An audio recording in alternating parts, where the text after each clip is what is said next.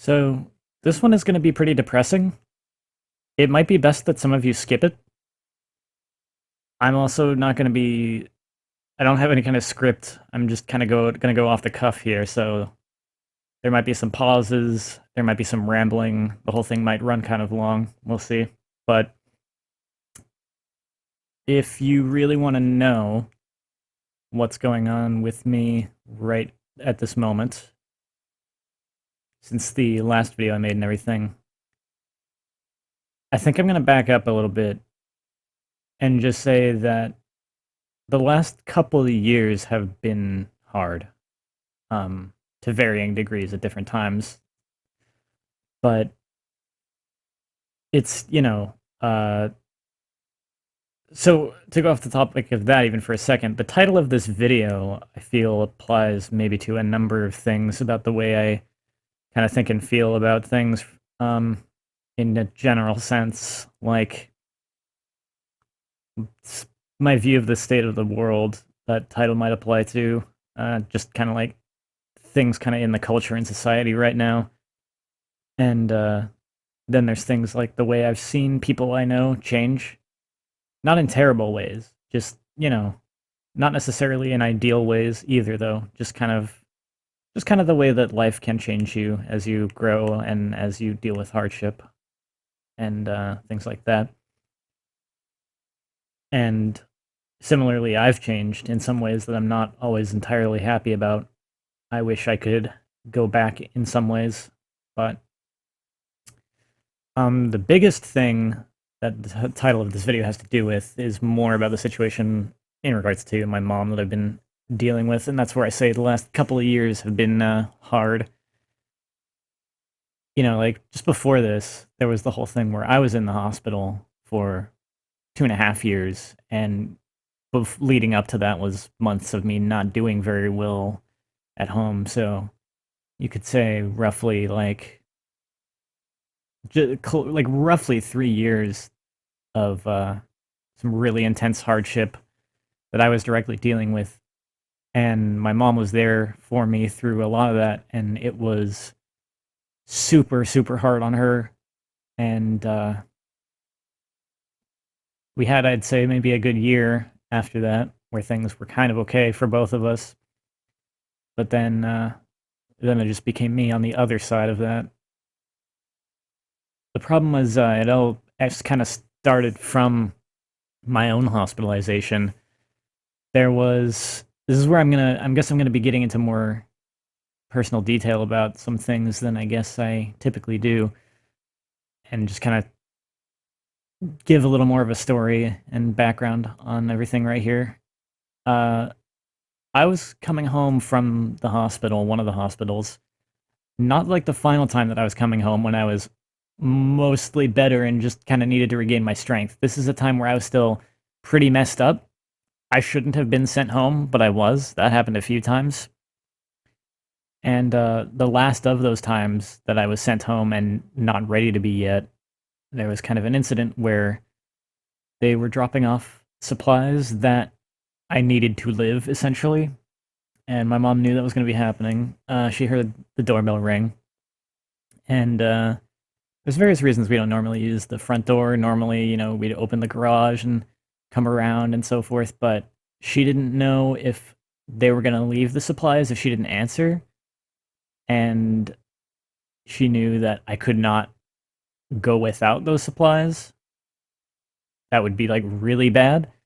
So she opened the front door, and she didn't have shoes on. She didn't even bother putting shoes on. She was just in a rush to answer the door as quickly as possible. What might have happened is she might not have had a lot of time from the time that I told her I was coming home to the time that they rang the doorbell with the supplies. So she just stepped out on the porch barefoot, and as it turns out, there had been this vine growing along the side of the house that she didn't know about. And we also, that she didn't know about, have fire ant hills out in the yard, and they had been using that vine like a little highway. So they were all over the porch, and they had probably already gotten disturbed and disgruntled by the person dropping off supplies. So she stepped out barefoot and they were all over her. They swarmed her, and it was like fire ants are worse than just red ants. They're pretty bad, you know. You can uh I know someone who grew up out in the country out here, and they can tell stories about how like you'd have like a cow that got like stepped on a fire ant hill and just died. Um if you're swarmed badly enough, it is really bad, and she was. It's like, I mean, picture if you like accidentally disturbed a beehive and got swarmed with bees. Similar idea, except fire ants. So her feet swelled up like boats, and um, she didn't realize what was happening either. She didn't know about the fire ants yet. She didn't know what was happening. That ended up factoring into how much more of a problem this became. But the not knowing about what it was. But she just was in a lot of pain. But she just washed her feet in like the shower, and after pulling the supplies in and everything, and then just waited for me to get home, and then just kind of powered through it.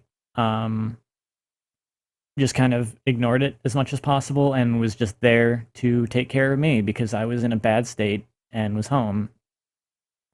And so the next morning, when she woke up and she was walking across the kitchen, she just like has a moment where she just has the wind knocked out of her suddenly, and like almost passes out and is hyperventilating. And luckily, my brother was here because he came by to help with taking care of me that day, which was very fortunate. So he was also here to take care of her a little bit. And he got her some Benadryl. He asked her if she thought she should go to the hospital. She didn't want to, and she decided not to. She was able to recover enough to not have to, but yeah, I mean, obviously that was a bad sign. And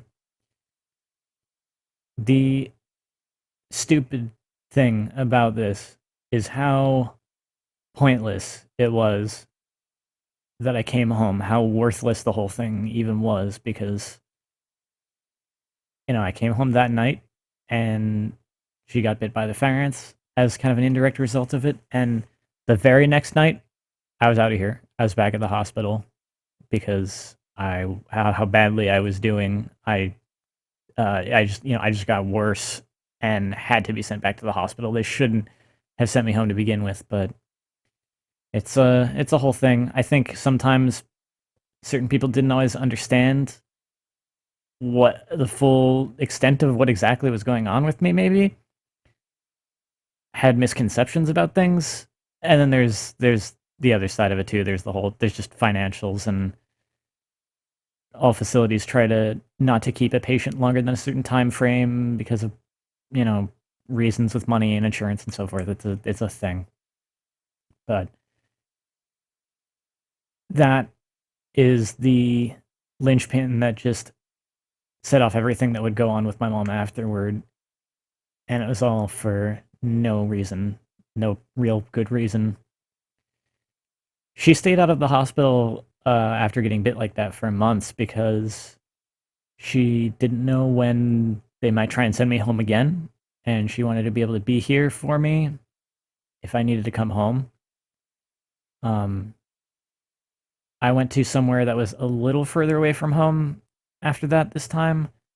So she wasn't able to really, considering what had just happened to her, she wasn't able to visit me so much like she had been so often. And eventually, like not too much later, not visit me at all. And I know that was killing her because I think being able to be there for me directly in person in the hospital and everything and oversee things was part of how she was helping keep her sanity with, you know, me going through all the stuff I was going through. But she couldn't do it anymore. And she stayed home for months and was still going to her job for months. But after a certain point, Well, I mean, actually, she was just forced. She just did that until she basically essentially was forced to do otherwise. Because I like at a certain point the oh, I think she was given the bad. Yeah, she was given the bad advice to try like massaging her feet because they were still swollen, and like these months later, and uh, she was causing her severe pain on and on. Like sometimes on occasion, she'd get some severe pain in them, and still really swollen. And she was given bad advice to try massaging them because what was essentially probably happening was that there was so much like venom, I guess, that her body had managed somehow to just kind of cordon off in her feet. Um, some of it, obviously, right when it happened initially, spread through her body, and that's why she had the like moment of almost passing out and hyperventilating. But a lot of it stayed in her feet somehow. But when she got it, was getting it massaged, uh, that caused some of it to start moving out of her feet again in a much more slow. Like it probably was naturally a small amount over time, I would imagine, but with the massaging of the swollen feet, uh, an amount of it moved up faster, and now it wasn't just her feet that were swelling, but her legs started swelling, and that kept moving up. Her stomach until like her stomach started swelling, and then finally she ended up with fluid in her lungs, and she had to go to the hospital, to the ER, by ambulance. So this all happened while I was still in the hospital myself, and I wasn't aware of it until later. She came home on oxygen after that because, uh, oh, here's where I said there was the problem of at this point she actually still wasn't aware about us having fire ants on the lawn, and she didn't really know what it was that bit her. So, between the various facts that she didn't know what had bit her, she didn't know, uh, oh no, just that she didn't know what had bit her exactly, and the fact that it had been so many months since she got bit, and you couldn't see like the holes or the bite marks or anything anywhere anymore at this point, and couple that the fact with, honestly, some of the medical care around here is not the best at times, at a lot of times. There's good doctors and good nurses, and on occasion they can be okay, but yeah, it's not the best around here, man. But so basically, since she didn't go right away and they couldn't see the bite marks and she didn't even know what had bit her and such and so forth, they just kind of didn't treat it as what it was. They didn't really treat it in such a way as they would of like any way that they might have treated it, knowing that, oh, you got swarmed by fire ants. They didn't do that. She was never treated in any way for that specifically, and I don't know, but I think eventually it did become irrelevant. They always treated it as irrelevant, especially when they didn't even know what bit her. But and then I think it eventually did become irrelevant though, because I mean, it would naturally, your body would eventually purge most of that out of there, and then it would just become about treating the damage that had been done to your body by all that. And that's so anyway, I'm getting sidetracked. She came home on oxygen initially, but and I think she had a re-hospitalization too. This all happened in like 2016. I think she had a re-hospitalization sometime after that too. That might have been tag end of 2016 or like early 2017, somewhere around there. That sounds right because I know one of the things about this last few years was how she was upset over how it just seemed like she couldn't go a year without ending up in the hospital again. So but anyway, after that hospitalization, that rehospitalization, like the second one from after the fire ants, she did actually start improving by a certain, decent measure. Um, she couldn't she couldn't go back to work. She didn't improve to that point, but she improved enough that she wasn't on oxygen anymore at all, so that was good. Um, and she could get around the house just fine, no problem. It wasn't. She was using a four-wheel walker at this point. Think. I think she was. I honestly, maybe she wasn't. I can't remember actually. Some of my recollection at this point is pretty vague and fuzzy, and I don't remember some of the exact things in the timeline. But well, the point is though that she was well enough that she could get around the house, the whole house, just fine, and care for herself just fine, and help take care of me just fine. It wasn't a problem, which was very fortunate for me because when I got home, I was obviously pretty weak. Stable and okay, and like I got home strong enough to where I could even like you know go. I could leave my room and go around the corner and use the actual toilet. I didn't have to use a bedside commode or anything anymore by the time I got home. Though it was very hard for me, and uh, to be honest, maybe this is TMI for a lot of people, I don't know, but when I got home, I was initially still using like urinals a lot, and at first just only using the toilet in the bathroom when I had to go number two because I was trying to limit how much I was limiting how much I used the actual toilet at first because of how difficult it was for me, how exhausting that kind of was. But but I got better from that. It's just that was when I first arrived home, and just to give you a rough idea of where I was at, I guess.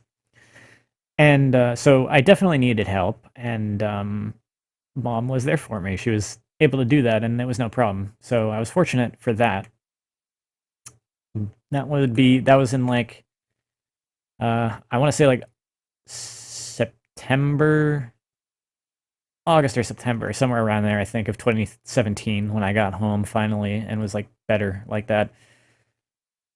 And at first, I wasn't doing much, obviously, but my natural inclinations to want to do things, uh, it's like I had been doing physical therapy at the hospital, and that was getting me better. And then just like when I got home, just the natural life stuff, things that you want to do, going around the house, moving this game system, doing this or that. And when I was able to start making my own food instead of having to ask mom to make me everything, all that stuff, gradually gets you stronger. Just normal life stuff will get you stronger generally. But I'm kind of getting off track and losing my point here. I told you this would be the problem of me rambling a bit. Um, so 2017, I wasn't doing much. I wasn't really hanging out with friends online or anything too much yet, or even using my computer too much yet. But by it was like yeah, like I said, August, September, and then by December, um, I was just well enough that I wasn't completely sure how up to it I was going to be, but it ended up being totally fine. I joined my group of friends for kind of like a big reunion live stream, like the most people we've ever had in a call before or since, and probably the longest live stream either too. We took turns playing different games and different ones of us playing different games and just like went all freaking night. It went pretty freaking late. That was a great time. And had gotten just well enough to do that end of 2017. And from that point, things were pretty good for a while. I was just catching up with friends and with my mom, and we did some stuff together that we'd been waiting to do. Saw some shows and stuff that we had not previously watched together, DVD stuff and Blu-ray stuff, and I played some games too that she wanted. I showed her some games, maybe only one game. Uh, don't remember which. It might have been just the one that I actually got around to showing her, but we watched a number. We watched a number of shows too, and I'd say that 2018 was like after my health started derailing so horribly bad. 2018 was the most of like a return to normalcy, and probably the best year I had since all of that. But it was starting to get weird later into that year because she was starting to begin having a problem with her legs, with like they were swelling, and toward the tag end of that year, it was definitely getting to a worrying degree, and we ended up determining on I think like New Year's Eve or something like. Yeah, I think maybe what it was the day before New Year's Eve. I'm thinking is when she was taken to the hospital because we determined she had to go, and New Year's Eve was a day that I was just home alone, and she wasn't here, and after that, oh man, that kind of wrecked me because that was the first time I had actually, because the other time she had been hospitalized, I hadn't been aware of it happening, and by the time I found out in hindsight, she was like mostly fine, so the impact of it didn't really set in for me. So that time, uh, on like the final day of 2018, uh, it definitely hit me hard. I was kind of hoping silver line. I like tried to grasp onto a silver lining and like maybe like talk to a friend or someone, do something that maybe I normally wouldn't do. I don't know, just like I tried to grasp onto like a silver lining, like and just like but that kind of ended up falling through because like you know uh no one was available that day. Um, so I honestly I just ended up I was just in bed the entire day. I took it pretty hard. But uh, after that day, I picked myself up and I decided to just visit her in the hospital. And turned out to be glad that I did because she was having a hard time being in the hospital. Again, care here, not always the greatest. And so I ended up just continuing that. I kept I would make food and put it in like a styrofoam container with ice, and I'd go and hang out with her all day, every day. Um, Brought my phone with me so I could still like play them mobile games and whatever when during my downtime, which most of it was downtime. I didn't there wasn't obviously necessarily a lot that I had to do for her. But then I think still, I mean, there was a lot of time I wasn't playing the game because I'd be just talking to her, just trying to keep her company. But yeah, there was a reasonable amount of time that I was not playing a game. There was a reasonable amount of time I was. I had my phone for that, so I didn't get bored, and so I didn't get like too bored. And I was there all day, every day until she got out. And oh yeah, they convinced us to put a pacemaker in her that visit, which still to this day I think was a mistake. I really do, because that box was too big for her shoulder, and they messed something up when they put it in too. Because initially, after that procedure to put it in, she didn't have feeling in her hand on that side of her body. Like she couldn't really move her arm, and she couldn't feel her fingers. And she did some exercises that she was given to work that out, and she gained all the feeling back in her hand. Her hand returned to normal. That arm was never quite normal again, and that definitely contributed to that definitely made things worse and harder. And it's one of the various points where I can look back in hindsight and say maybe if we had made the maybe if we had done more research and not let ourselves be just kind of pressured into doing that then and there, maybe she would have had a better outcome. But it is what it is. What's done is done. I mean, I remember at the time, even like the person pushing this on us acted like how important it was, and like as if it was. He acted as if she was just going to end up back in the hospital if we didn't do it, and that's actually like factually not true, probably, because for one, she ended up back in the hospital anyway, even after getting it, and for two, um, there's other things. Like the primary problem she had was with her legs, right? Her legs swelled up really bad, and there's there's things you can do for that, which we weren't really given enough direction on that at the time. But yeah, I don't know how much the pacemaker has ever really benefited her, to be honest. So that's unfortunate. But and I remember at the time, even after it was put in, after the one like doctor had pushed it so hard on us, like how important it was. Now she was just gonna end up back in the hospital probably if we didn't. Um, there was a different doctor who kind of acted like she didn't really need it. He didn't like the way he talked about it. It was as if like she didn't really need it almost, and that was frustrating.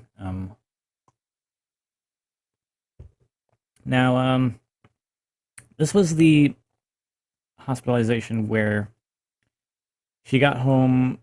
Well, obviously, as you can tell from like the fact that they put the pacemaker in, and I told you how that messed up her arm and hand, and in general, she was pretty weak from. I think leading up to this, she hadn't been getting up as much. I don't know for how many days, but with how swollen her legs were getting, she wasn't getting around as much. And then, she was in the hospital for a couple weeks, a few weeks maybe. I don't remember exactly, but yeah, that length of time on basically bed rest will really weaken you a lot, even a healthy person. So, um, she needed a lot. That was the start of where, like, when she got home from that, she needed a lot of help from me and taking care of her from that point. And so that's like the start of 2019, and that's where I say the last couple of years, I guess like 2.5, have been hard because I luckily by this point I had gotten a lot better and stronger myself, but obviously not up to the point of like a normal healthy person. So like whether it was like 2 or 3 weeks of going and visiting her at the hospital every day, I was glad to do them, but it was uh, kind of hard on me physically. I definitely by the end of that was feeling a bit burned out physically. Definitely feeling like I probably couldn't have kept that up much longer. So it was good that it didn't last longer. And but I did have to help take care. I did have to do an amount for her when she got home because obviously when she first got home she was too weak to make her own food and various things. It was very difficult for her even just to use like the bedside commode. So yeah, um, over time she got stronger, and things it hit a point where she was going out in the kitchen and doing things for herself. At first, sometimes, and after a certain point, kind of a lot of times. I don't remember if it hit a point where I don't remember if it ever hit a point where she was totally kind of self-reliant on getting food and stuff, or if I was still doing some things for her.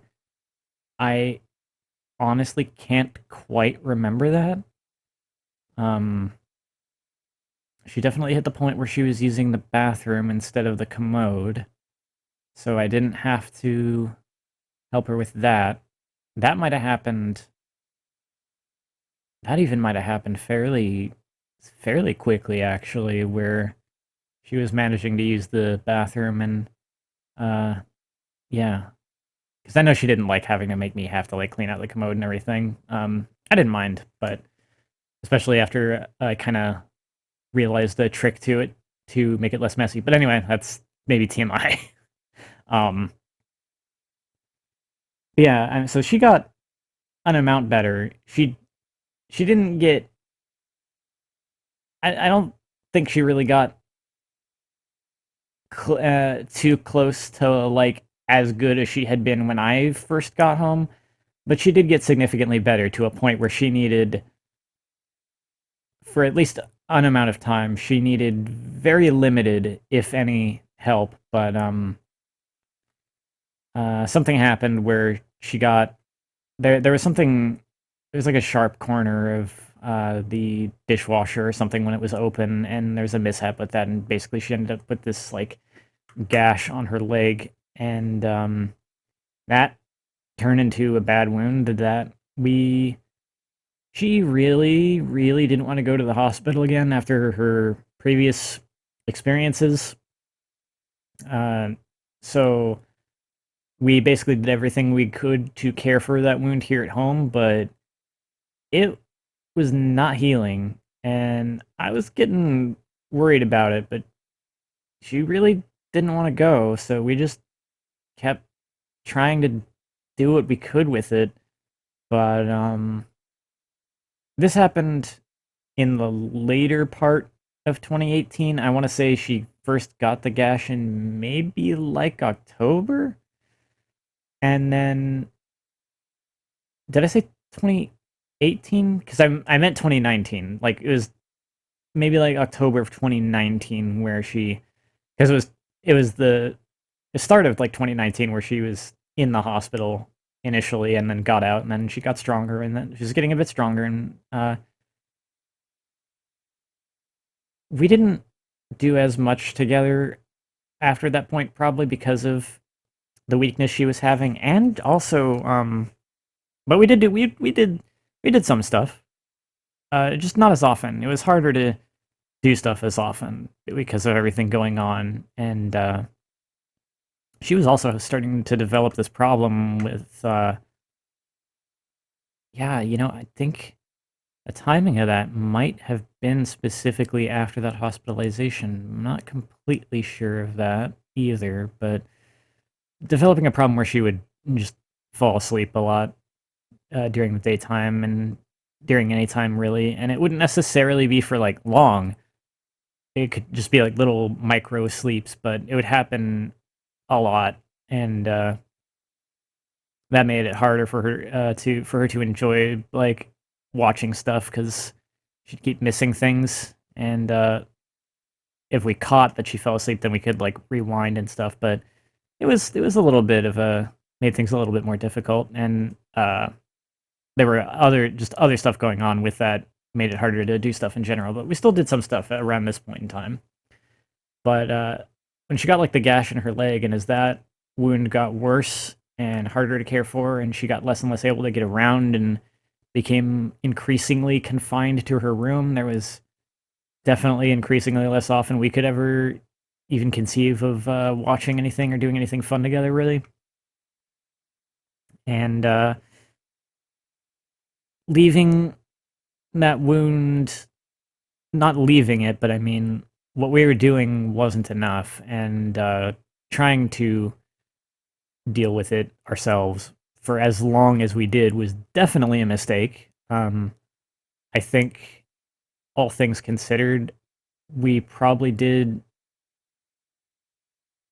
not. We didn't do too bad.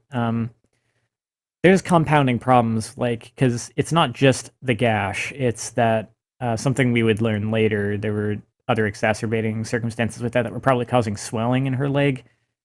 Even if it was not as bad, her legs were probably a little swollen, and more sensitive, so like she was more inclined to getting a cut or a gash. Like it was more easy to break the skin, more easy to get a worse cut, and then harder to heal, especially if we weren't like doing enough with elevation of her legs and what have you. But yeah, trying to deal with that at home. I think that we did a decent job just because we managed to keep her home as long as we did. That might actually be kind of an somewhat impressive feat in itself, perhaps. But it did hit a point where it got away from us without us knowing that how badly it was getting away from us. If we had any idea how bad it really was and what that could mean for her, we would have taken her to the hospital sooner. But as it was, there came a night in May of 2020, the worst year in like freaking a long time, and for pretty much like most of the world. There was a night in May of last year where she was not feeling good, just really not feeling good, and she wasn't really able to be specific. Like she just knew something was wrong, and she wasn't. She hadn't decided to go to the hospital yet over it, but I was worried, and I remember. I don't know if I was up late. I don't know if I was up all night just because my sleep schedule was happened to be messed up at that point in time, because that does happen. That's probably what it was. It could have been that I was up late because I was keeping an eye on her, taking care of her, worried. But I think it was just generally my sleep schedule being messed up, probably. But I remember that I was up that night, and then I was gonna go to bed in like when the sun was already up. Yeah, my sleep schedule was pretty badly messed up. Again, that happens on occasion. That's actually happening to me right now, as a matter of fact. But I was gonna go to bed, and I came out of my room just to like use the bathroom before bed, and then my stepdad told me that she was gonna go to the hospital, and here was a point where I definitely made a good judgment call and a positive difference, at least, even if I mean, maybe I should have pushed harder for like, maybe I should have pushed the whole hospitalization thing harder sooner or something, but I don't know. I don't, even if, like, I don't think I could have changed mom's mind or anything anyway. But at this point where she was making the decision already that she was going to go, and but then like time passed, and I don't know. I like I don't know if I asked about it or what was going on, but I was just like I found out that they had also determined though that just like, so this was like the weekend, right? It was like Saturday or Sunday, and they're saying like, oh, we'll just take her to the hospital on Monday because it's the weekend and nothing gets done on the weekend, and they won't take as good of care of her. And that was where I actually kind of put my foot down and was like, no, I was literally like, no, that's stupid. If you think that you need to go to the hospital, you should do it today. Cause like, even if it's the weekend and there's things that don't get done, the emergency room still functions, and they'll still, they still like they still handle some things, and like we'll take care of you to an extent. I don't remember how all exactly I described some of that. The only thing I remember, the exact thing I remember for sure, is literally saying like, "No, that's stupid. Like you should go now." And that was the right call, because I remember when we uh, First of all, we ended up not taking her by car. I think we initially were thinking we were going to, but uh, she kind of realized she couldn't do that. She was feeling too bad, so we called an ambulance, and they took her, and we followed the ambulance. And I remember when we got in, uh, we had to go in I saw her first. We had to go in separately and not see her together at the same time in the ER because, again, this was May of 2020. You know why they were being careful about how many people come into the building at one time. But at least we were both allowed to see her, even if separately. Um, she was very out of it when I saw her, and her hand was very cold too. But it was striking how out of it she was. And later on, I heard a couple things about how that was playing out from her perspective, and like uh, it's from the sound of things. She saw us following from the ambulance, but also kept. I think she thought of it as like like she was falling asleep, but I think actually she kept blacking out. And then she got there and she was really super out of it.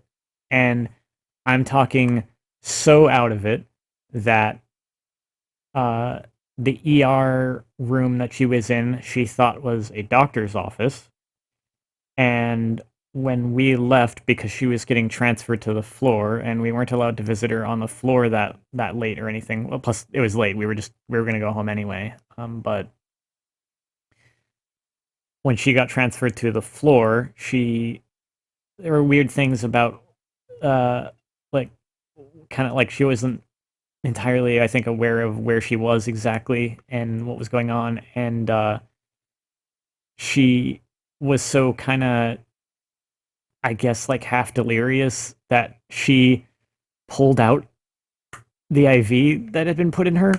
So the nurse was yelling at her like, "Why did you do that?" And like uh I think she didn't even know what it was that she pulled out, but when she was describing this to me, that, you know, where she was in some room and like I knew that it must have been the nursing floor, and that she pulled something out of her arm, I knew that it must have been an IV. And I was like, okay, I understand why the nurse was like yelling at you.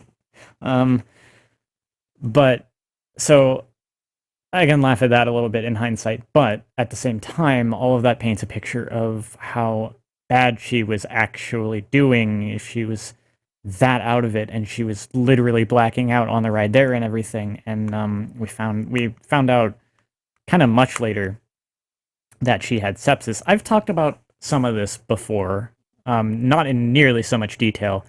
My God, this is going to be a long video. Because I'm really dragging this out and just telling a whole story here, aren't I? This is like it's gonna be like a depression podcast. Um, so we found out much later that that was sepsis. That's what that wound had devolved into. Is it turned into sepsis, and it got real bad. I've talked about some of this before. I don't know in how much. I don't remember what details I had omitted. I know a lot of what I've said so far is things I've never just disclosed publicly before.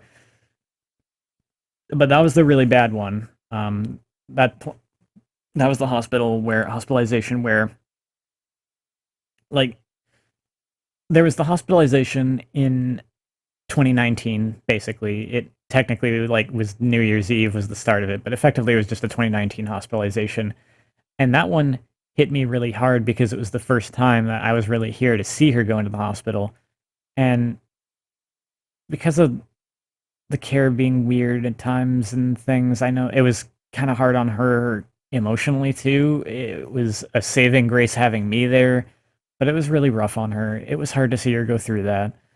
But I was never worried that she was going to die or anything. I was never too worried about that with the 2019 hospitalization. The 2020 hospitalization was the really bad one where I was actually worried that maybe I was going to lose her. And cuz it hit cuz yeah, she ended up on like the sepsis was wrecking her system so bad that um she ended up on a ventilator. And oh, you can imagine how worried they were about whether or not she had the thing.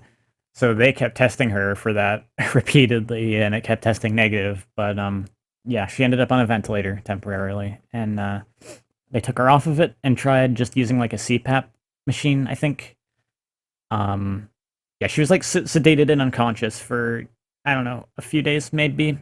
And I remember when they took her off the ventilator and woke her up. I remember got a phone message from her and and talked, and I called her back and talked to her on the phone too. And I remember um, that was actually really devastating for me because even if she had come off the ventilator, I was getting hit full force with how bad the whole thing was because um, she was pretty pretty badly out of it. And I think that's just because of how recently she had been sedated, though. Um, because I saw her not too long after this, and she was actually fairly clear-headed.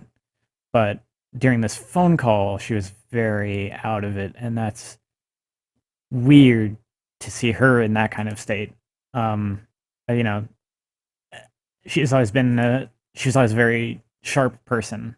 Uh, very smart and together with it, and so it was weird. And the other thing was just that she didn't sound like herself at all. And I think at the time I only correlated that to it being how bad she was. But in hindsight, I think it's just because of the decannulation. She had been on a ventilator for a few days, and that wrecks your vocal cords and everything. So that's kind of the reason she sounded so like she wasn't really able to emote with her voice because like her voice was very flat and robotic, and it's not because that's the way she felt emotionally or anything. It's just that her vocal cords were messed up from being on the ventilator. So, but I didn't really know that that's why at the time, and couple that with how out of it she was, and that phone call was a little devastating for me because especially the end of it where she kept alternating between telling me something, I forget what. It may have been that she loved me, or it may have been something else that she was trying to tell me, but she was alternating between it and telling me it, and then telling me that she was going to go now, but she never hung up. She just kept essentially looping. And after she had said whatever it was she was saying, and then said she was going to go, and then said whatever the thing was, and then said she was going to go, she said it like 3 or 4 times when finally I just said that I was going to go and hung up and cried. Um, but after later, I don't know if it was same day or like a day later or what, but they were trying like CPAP machine. It was probably at least a day later. They were trying like the CPAP machine and stuff with her, but they were finding that it actually wasn't good enough, and they needed to put her back on the ventilator or she was going to die. Not like super immediately, and it wasn't like that urgent per se, but in a medium to long term kind of way, they needed to soon enough there, like they needed to not keep her off the ventilator for too much longer because it was going to become a real problem. But she didn't want to go on it. At first they were like worried. They thought she was just outright refusing to go back on it. But then they realized that what it was that she what she was communicating was that she wanted to see us and talk to us before she got put back on it. So at this point, she wasn't in an ER. She was in an ICU. So because of again 2020, um, only one of us was allowed to go up. My stepdad let me go up because it's not like they don't have a bond or anything. Obviously, they're married, but he knew how strong my bond in particular was with her. So he let me go up, and I relayed what she said uh, to him afterward, and it was okay. I think maybe he also let me go because maybe it would have been hard on him to see her with all that was going on or something. But so I got up there in the ICU, and she was kind of hard to hear because she had the CPAP on. So you know, her face her face was enclosed in this mask. Her face was enclosed in this mask, and it was even harder to hear than that, I would say. But maybe not as maybe not as unintelligible, but like even harder than that to hear. I don't know. Maybe it was that bad. Did I? I don't know. Maybe it was like actually like that bad or worse. But yeah, it was hard to hear her to the point where the most important I could get some of what she was saying. It's like, but it was like I'd get some of what she would say, but not other parts of it, and she'd have to repeat herself. And what she did was she wrote down she wrote words on pieces of paper for the most important stuff to make sure that I was getting what she wanted to say. And you know, there were some questions she had for the doctors that she wanted to answer. There were some things she wanted to make sure that I would be taking care of, bills and whatnot, using her bank account. I had necessary passwords, so I was handling that.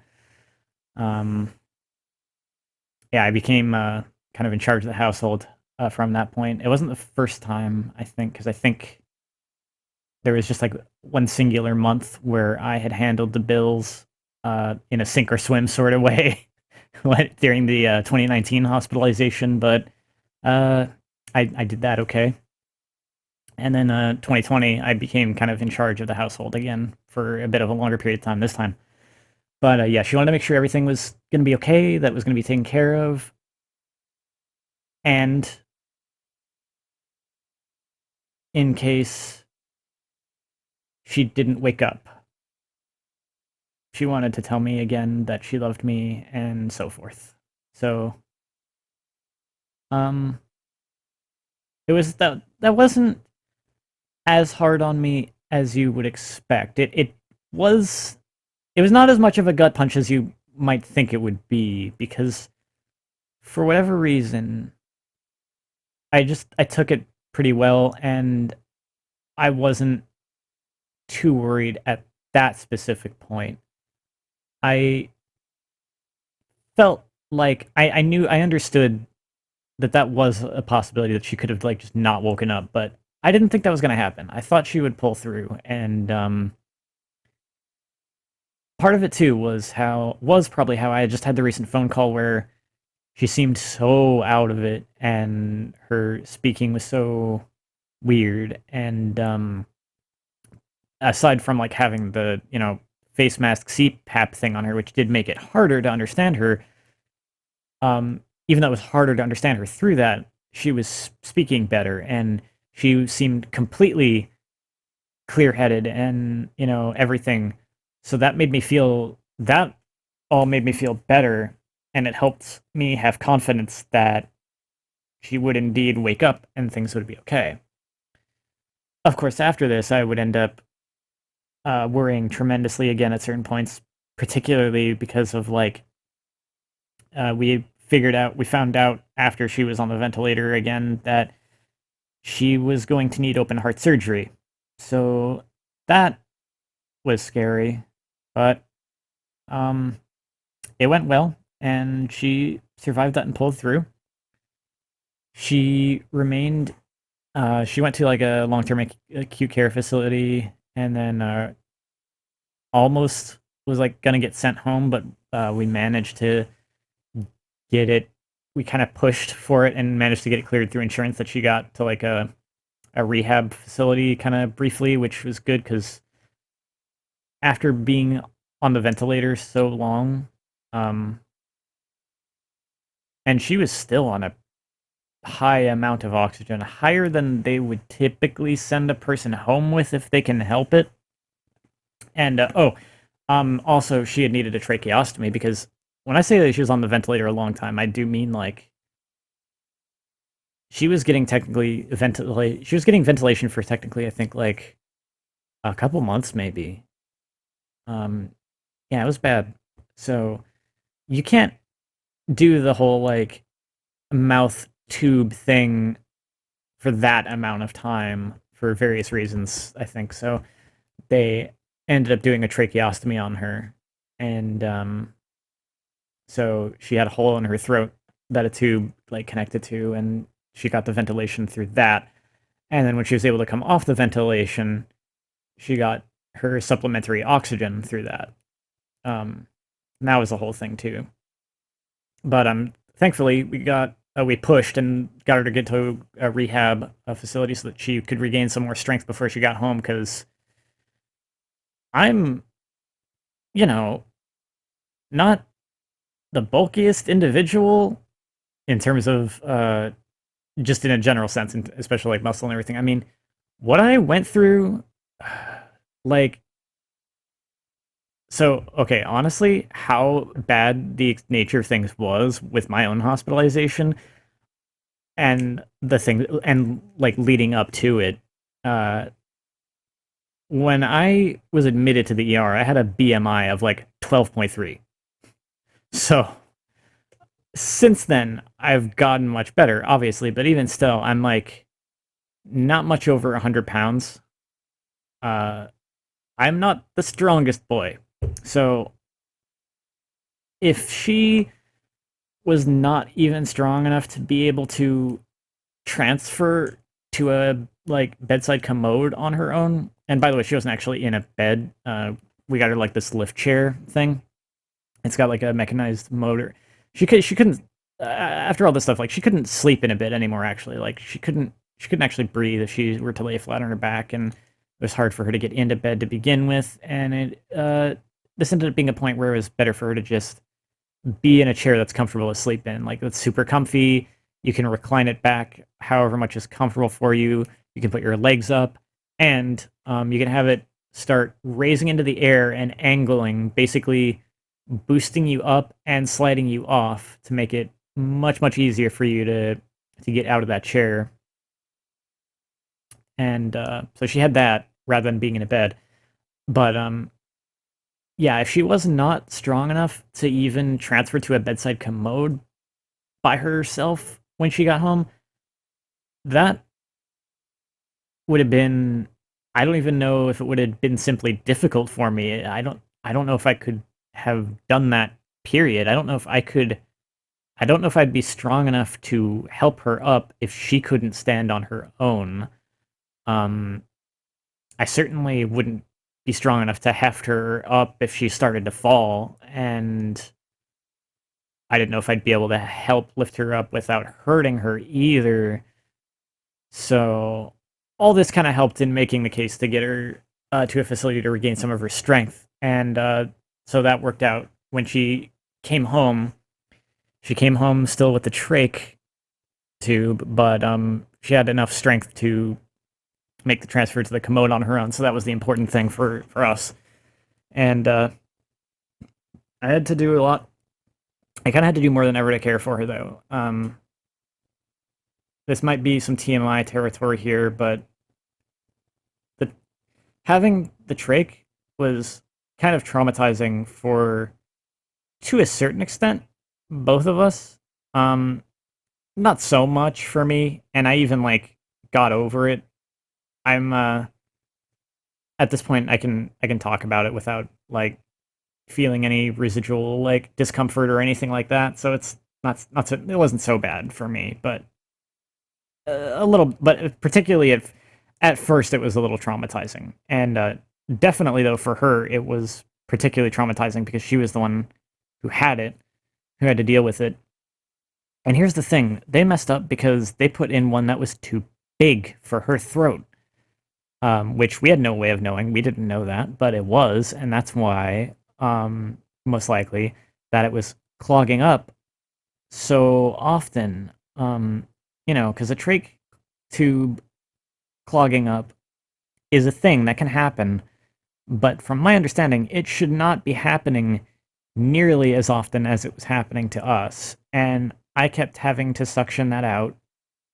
And, you know, when I'm doing, when it starts getting clogged up, she's unable to speak because there's like fluid in there and it makes like gurgling noises, and she can't really breathe very well while that's like hardly at all while that's happening. And like she can hardly breathe when that's happening, and then when I do the suctioning, she can't breathe for a moment.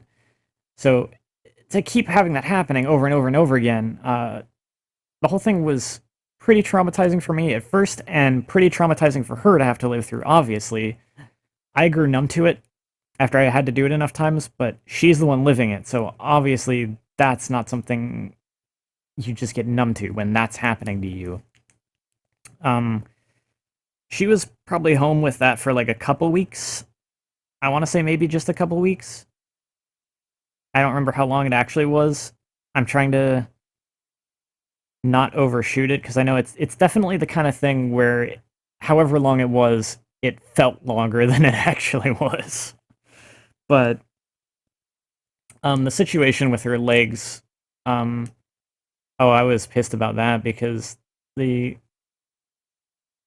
place she was at wasn't taking good enough care of her legs. They weren't really doing anything with her legs, which was one of the major parts of the problem to begin with. I mean, like, the original reason she was brought to an ER was because of, like, a septic wound on her legs, and there's, like, yeah, so, her legs got a little bit worse at home because to begin with, when she came home, they were actually, like, kind of a little bit red. She was getting a little bit, maybe cellulitis-y, and, so after, again, like I said, maybe a couple weeks. I don't know exactly, but she went back to the hospital. This one was only like a 1 week stay though, and it was a blessing because we were going to be going through this process of like getting the trach tube out of her and going down to a smaller one, and then staying with that for a while, and then going down to a smaller one after that, and staying with that for a while, and then removing that one. And this is all kind of the like, well, hopefully kind of thing, I think. And that was like the plan, this whole like really gradual, slow thing. And I think, part of why she was sent home with the trach, they did try what's called capping trials before she got sent home from the rehab before. And that's where they close it off with like a little cap or a ball or something so no air can get into the trach, and they see how she can breathe on her own, or maybe they might try like nasal oxygen. But um, when they tried this, it wasn't cutting it. But here's what happened. She was at the hospital. I think at this point we were about set to try and get that, like, the trach one tube that she had removed. Like, we had a doctor's appointment that looked in her throat and everything looked good, looked okay, and we were kind of, I think, ready to move on to that point of taking that out. While she was at the hospital for her legs, like they gave her antibiotics and whatever to treat that, they there was a doctor who came in and just went ahead and took the trach tube out for her. Someone else had tried to take it out and like met a little bit of resistance, so they stopped because they thought they were supposed to stop if there was any resistance, but that wasn't actually accurate. This other doctor took it out, took it on out, and then he decided to try something. Thankfully, having removed the tube, he closed off the hole essentially, and just gave her nasal oxygen and see how she did with that. And as it turns out, that was all she needed at this point. She was better enough at this point that she did not need any sort of trach tube.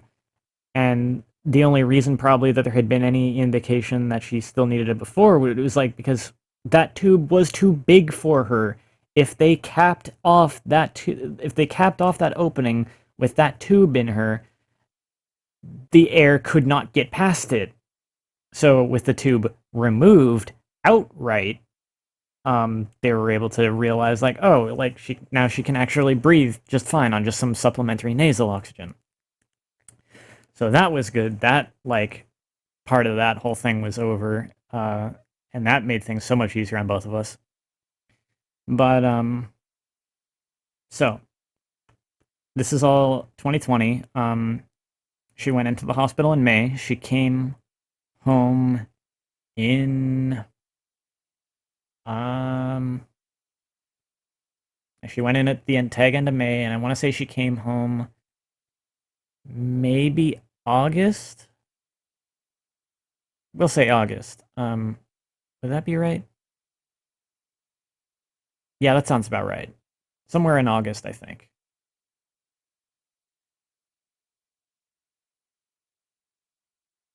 Early August, maybe. Hmm. Yeah, super late July, early August, somewhere in there, somewhere in there. That's she came home from that, and so the year since then has been harder on us even than previously. That whole nightmare behind us was good to get that behind us, but then things didn't go as well as we hoped, I guess. Um, we still were never given clear. We're not at that point yet given clear enough direction on what to do with her legs. Really, didn't realize the exact problems going on there, and like how to deal with it. So that still continued. Her leg issues continued to still be a thing we were battling, and that got severely in the way of her recovering. And she just it was confined to her room all the time. Um, so that meant that it's a little more work that I had to do to care for her for one thing at times, which is fine. But and it was also hard on her though because I mean just being stuck in one room all the time, and like she wasn't strong enough to really get out of that room if she wanted to, and that really limits what you can even do if you're just stuck in your room too. And she couldn't really get over to her computer. Um, we couldn't have there was nowhere to put like a TV in there, so it was really just like her phone, and um, we couldn't do fun stuff together anymore, really, because no, I mean, well, like the usual suspects for the kind of things we would have done, like me showing her a game that she might enjoy watching, or uh, her playing a game, or like us playing a game together, even maybe watching shows together. There weren't a lot of games we could play. There weren't a lot of games that we were able to really play together, but there were the occasional ones.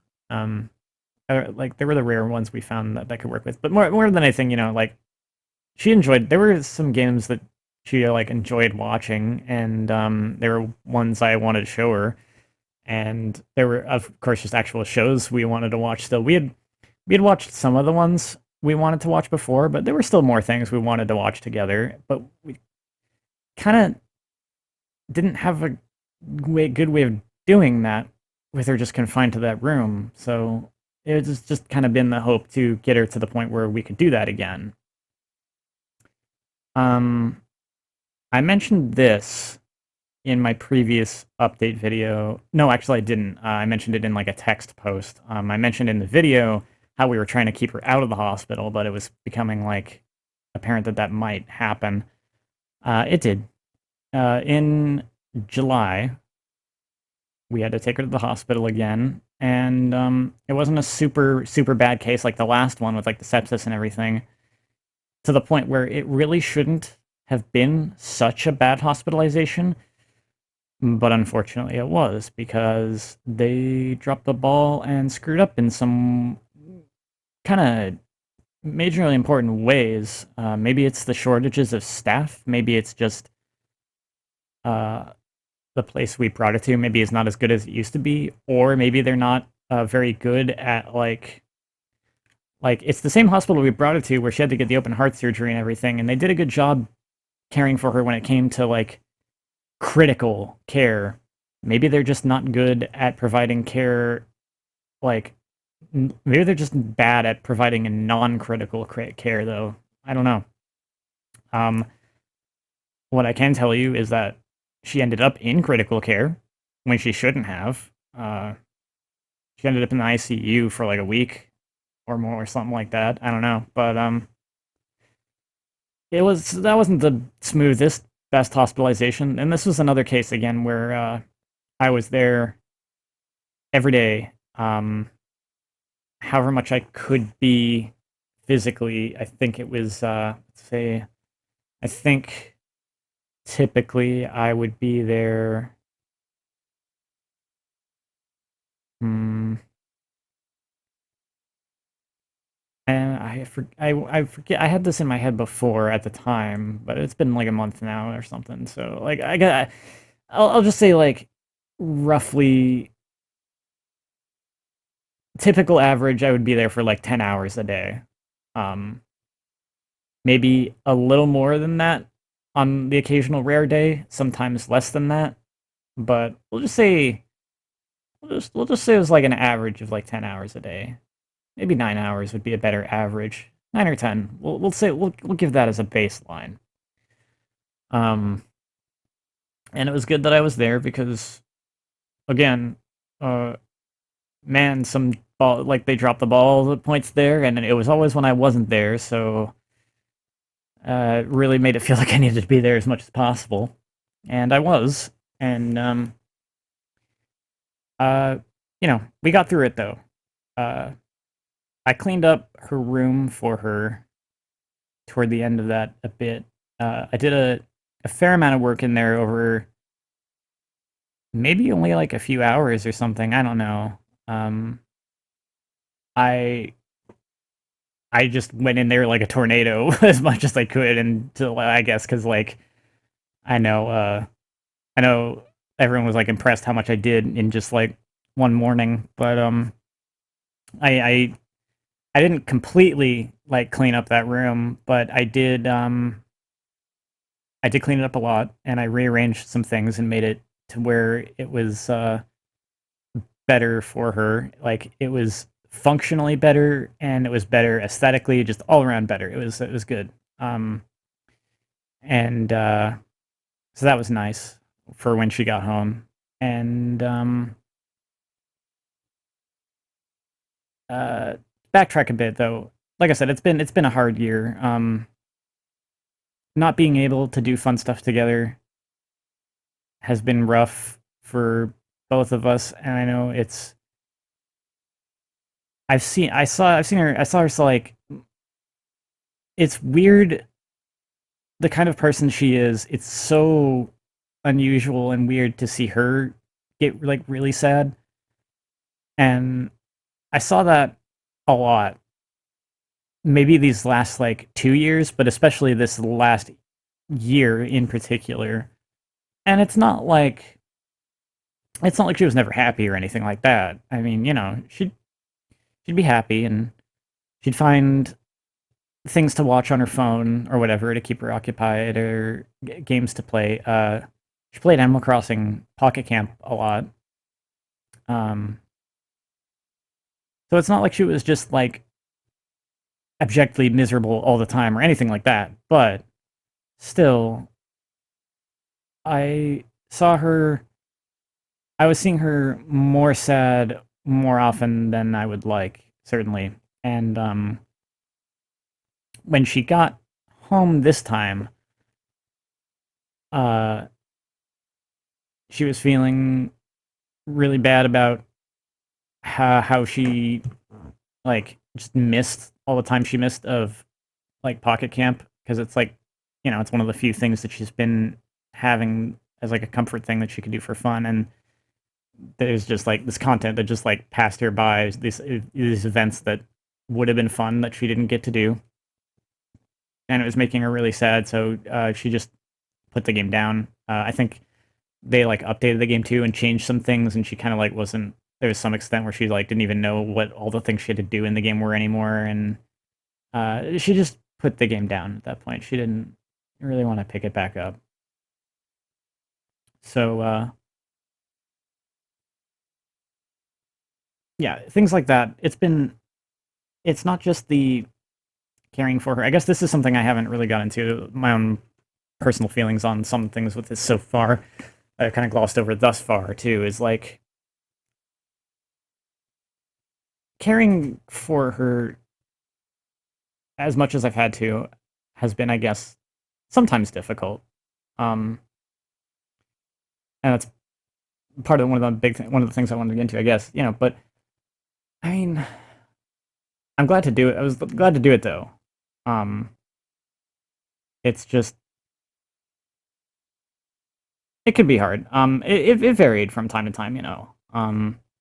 Sometimes it really wasn't that hard for me to deal with at all, and other times it would be. It just depended on uh how I was doing physically, and how well I was able to sleep, and how much energy I had, how good I was feeling overall for whatever various reasons. I do have my own problems. They're not really severe problems not really like super severe problems anymore, but well,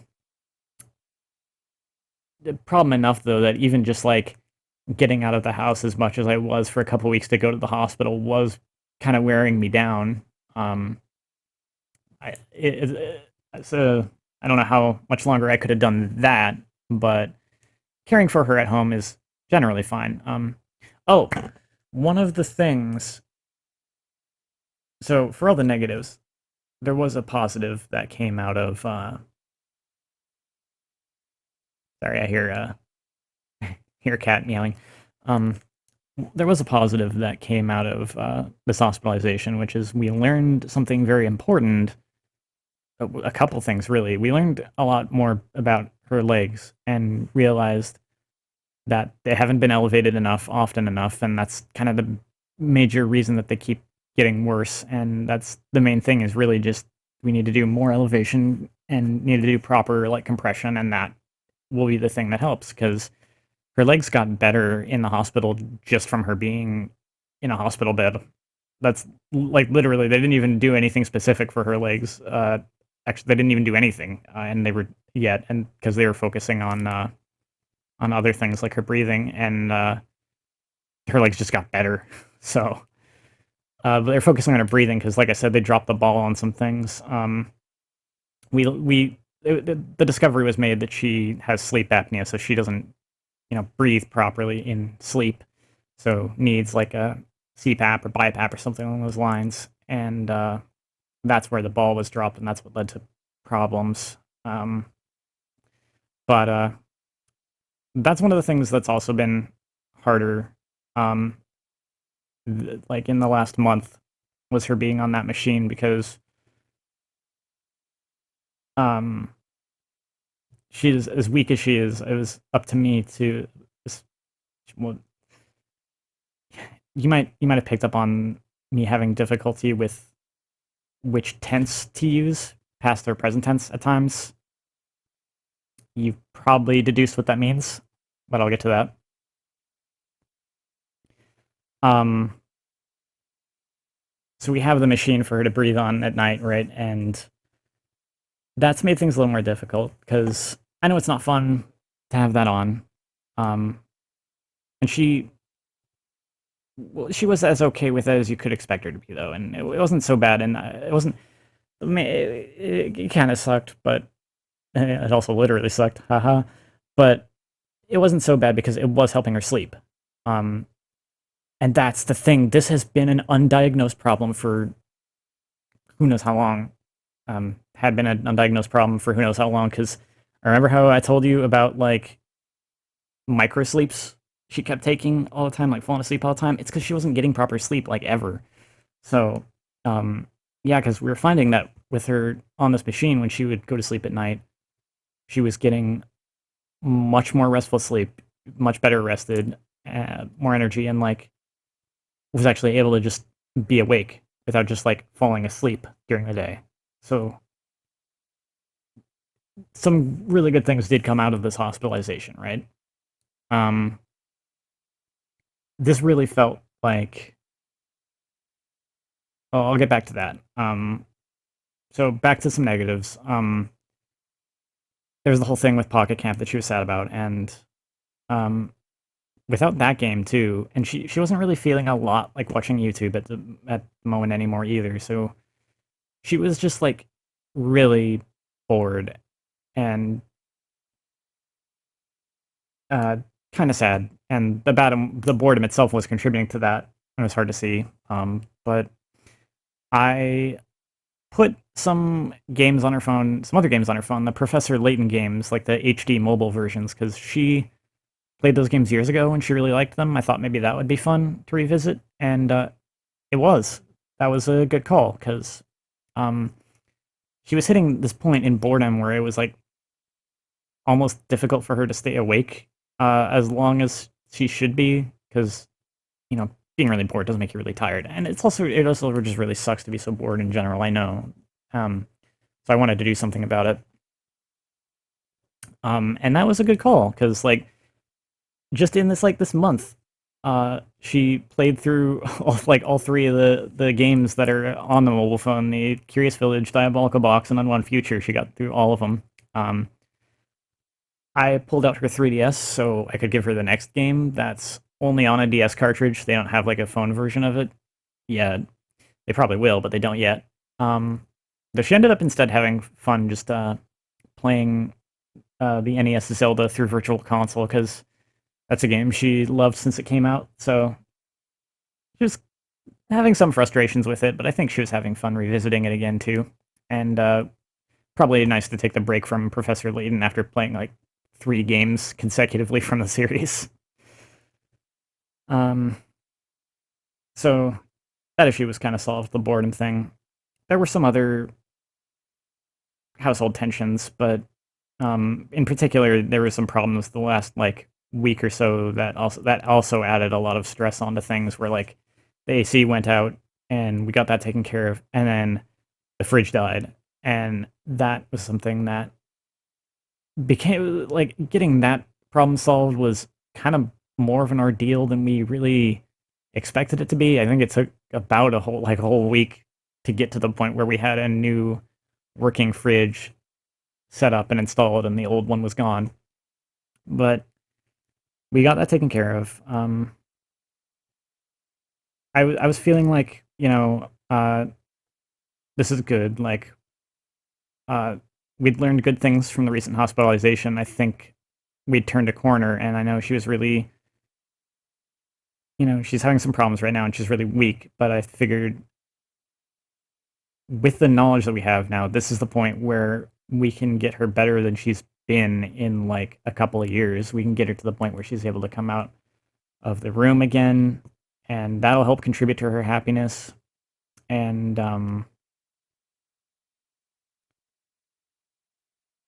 I woke up from a nap, and she was on the floor. She was still breathing, um, perhaps because of being on she was still on the breathing machine. I had just checked on her like 2.5 hours ago. I woke up with a phone alarm, and I was gonna wake her up for something, but she was so sound asleep. And in hindsight, I kind of wonder if something was already wrong, but I don't really know because, again, for the same reason that I wasn't worried about it at the time, she's been that sound asleep before, and it didn't mean anything. But yeah, I decided to just let her sleep. So, and like she had been up all night, so even at this point, she hadn't had enough sleep yet. Probably like 5 or 6 hours, I want to say. So I was like, okay, you know what? I'll just let her sleep. I'll go, and I still need sleep too. I'll go set my alarm for like 2.5 hours from now and lay down and then come wake her up. And like I said, when my alarm woke me up, I came out of my room, went down like the few steps of the hallway, and she's on the floor. And it took a minute, not like a full minute, but there was a moment there of just complete, like, there's like this disconnect from reality where like I have to process that I'm actually seeing the thing that I'm seeing, and I go into kind of a panic and freak out, and I know that I am not strong enough to get her off the ground. So I go and wake up my brother and get him to come over, and he sees the thing that I don't really register, which is the way her hand is twitching, and he tells me that we have to call the paramedics. So I do that. Um, they come and they drag her out into the living room where the space is a bit more open, and determine that she has aspirated. They check her pulse, and it's dangerously high, like 160s, I think, or something like that. Um, I want to say that's what it was. It was something that was too high, and I saw them paddle her, shock her 3 times. That brought her pulse down to a more reasonable level, and she regained consciousness because this whole time she has not been conscious. Um, she regained consciousness, but she wasn't talking. She wasn't responsive in any meaningful way. So they take her to the hospital, and we find out that we get a call that night. She's had a stroke, and they want to do a certain kind of procedure on the brain with like I forget what it was. It sounded like probably not a terribly invasive type of procedure as far as these things go. There are risks involved, but the thing is, if they do nothing, she might die, and if she doesn't, she would probably be vegetative if they do nothing, because her brain is losing oxygen. Um, so what they want to do is the basic point is that what they're going to do is break up the clot, and they estimate that best case scenario they can restore 70% of her brain function if this goes well. So I ask some questions and get the responses, and of course consent to this. And then I cry really, really hard because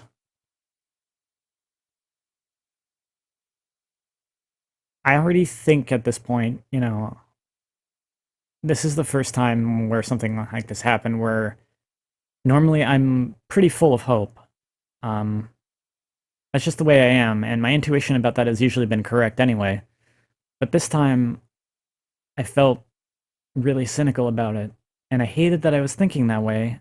I didn't want to think that way, but from even just the point where I saw them, like, if not the point where I found her on the floor, even if not even just right then at least by the time that I saw them like shocking her, I was kind of thinking, this is it.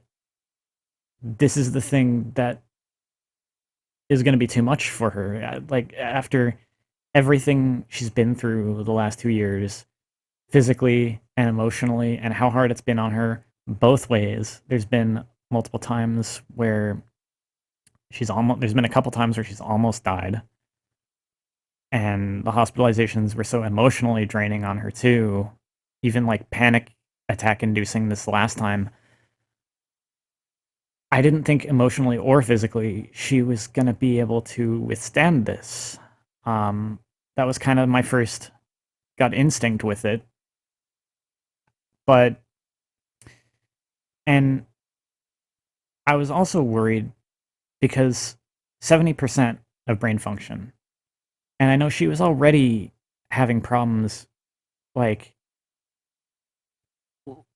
ever since like all that's happened, like she hasn't been as sharp anymore and everything, and like she could never do the same job she used to do.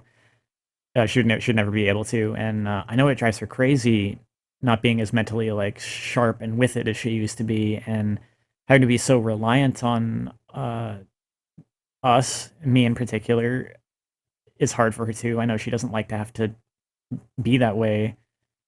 Um, she doesn't like to have so much done for her, and I was wondering if she was ever. I felt like it, even if she survives, she's never gonna be able to be fully self-reliant, is she? Like, is she ever even gonna be able to be happy? And that's not what I wanted for her. I obviously I'd rather she be alive than not, but I didn't just want her to be alive. I wanted her to be happy. I wanted her to be able to become able to do things that she hasn't been able to do anymore. Be more a little more fulfilled with her life. And I know she's still been happy to be here with us and for us, even as is, in an overall sense, but she can't help but be sad sometimes, and it makes sense and is understandable. I just wish that I wanted her to be able to get better enough that she didn't have to be sad anymore, you know? That's basically it. And I was thinking that might be an impossibility now. And in general, I was wondering, are we even going to be able to take care of her? What's going to happen when she loses 30% of her brain function? They don't know. They can't tell us. It's hard to predict. They at least seemed confident based on the location of the problem and the location of things in the brain that she was going to be, that she'll, like, she should come out of this. The idea is she should come out of this able to communicate and be cognizant and all that. Like, that shouldn't be a problem. So that's good at least. I got a call that same night, and after they did the procedure, good news is that we were given is it went well. Um, gonna wake her up the next day, and we'll see how she's doing, where her deficits are, and so forth. And I was still worried about how we're gonna take care of her and whether she's gonna be able to be happy, and which is what's gonna be in general. Like, is she gonna actually be okay, or is she gonna lose like kind of fully lose control of one of her arms? Like, she's had a problem with that arm that she had the pacemaker put in that shoulder. She's had a problem with that arm so for forever. But is she just gonna lose use of it completely? Is she gonna lose loss of one whole side of her body? Will it be worse than that? Will it be better than that? That's the big like mystery. But and if she did, like, I wondered if I'd be able to care for her. But the procedure at least went well. So I started to at this point I started to regain some of my hope, and I made some plans. I looked on Amazon and I added some things to a shopping list that I was thinking I could pick up because with the way I rearranged her room and stuff, I was looking at it and I was thinking, you know, I could probably put a little TV in there now. Like, it'd be a little awkward to place it in there, but I think I could move just a couple more things out of the way, and I could set a little something up kind of awkwardly there, and I could pull a chair in there. And again, it wouldn't be like the most ideal setup; it'd be a little awkward, but I was thinking that might be possible. So I looked on Amazon. I was like, do they? I wonder, like, but how could I do that? I wonder, do they make like super long HDMI or DisplayPort cables? And they do. I found them. So I kind of was working through the plan, and I planned it out, and I at least here I came up with a nice silver lining good thing. That's like I saw what I could do. I can take my computer monitor with like just a super long cable, and I can drag it in there, and I can hook it up to like a Bluetooth speaker, like a sound bar. I've already got like a wireless controller. I just have to configure that a little bit to actually use the wireless. I usually just like to use it wired.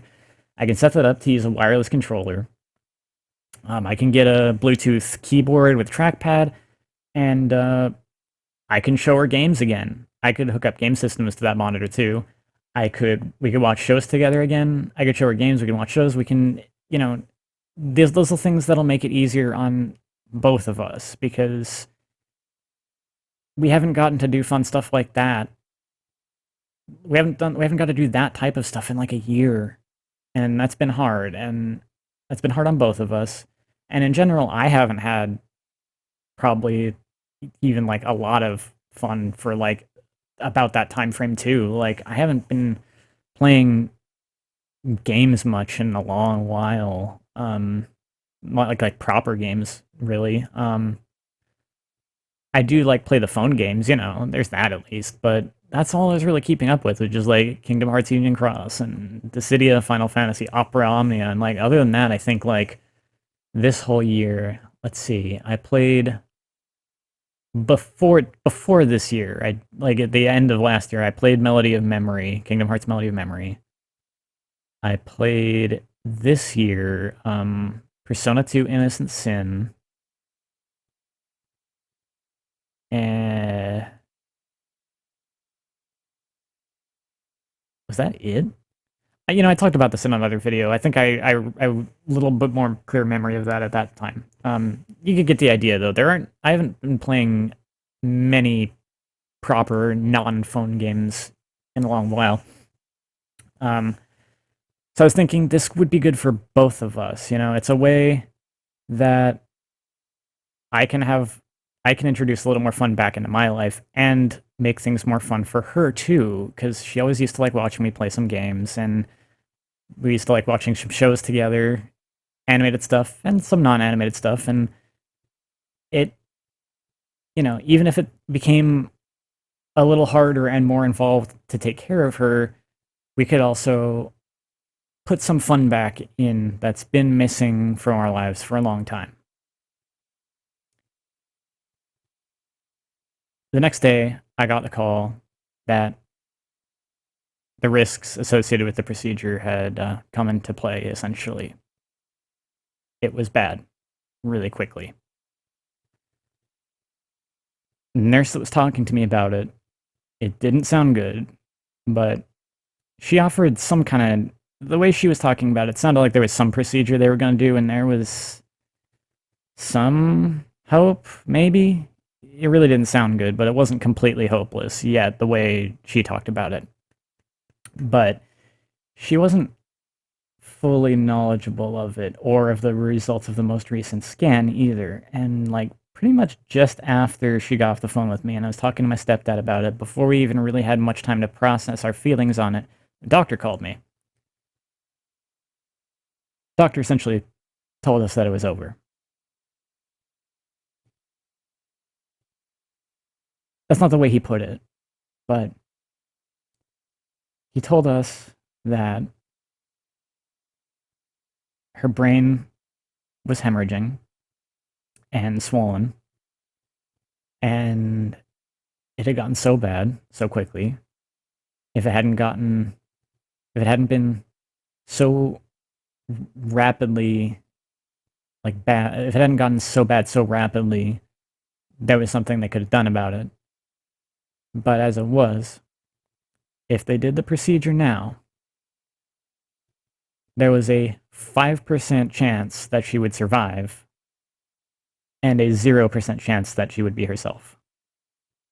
Even if she survived after they did what they had to do, she would be a vegetable. So that wasn't really acceptable. I know my mom, and even if she hadn't directly told me, I would know just from her personality that she wouldn't be okay with that. And as it happens, we had talked about this before, just in case. And she definitely did not ever want to be in a vegetative state. She didn't want to be kept alive like that. Like if it was like that, then it was just time to pull the plug. And it's not even about her being weird about us caring for her or something. It's about that condition of living. It's not living, you know? It's there's a difference between your body surviving and you being able to live, and that's not living. Those aren't specific words she used. I'm just putting my own words to it. But she definitely didn't want to be like that. So,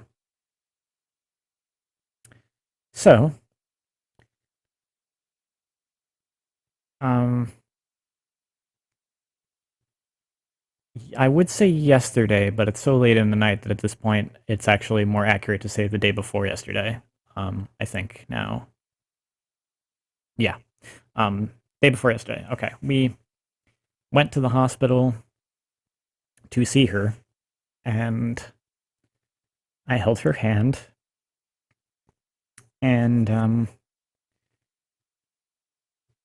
we have this really like strong bond where there's even like kind of a subconscious connection between us in an interesting way, where it's like her body recognizes mine seemingly even when she's asleep, because uh say like she's asleep, this has happened before. Say she's like asleep, or and like when she's having a rough time, and like I grab her hand, I hold her hand for a moment or something, and even though like she would respond to me in a way that she wouldn't necessarily respond to just like everyone else, which is like, for instance, when she's having like a rough time and she's not conscious, not like comatose, not like before all this, like some other time, like she would just be like asleep, and I'd hold her hand, and even though she was not awake, her hand would hold back a little bit. She would like clasp mine, or I think one time, I think another time there was something that happened where I grabbed her hand and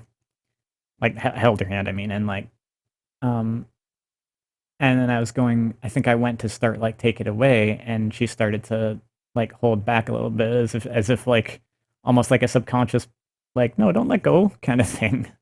Um I visited her in the hospital this time, and I held her hand, but it didn't budge at all.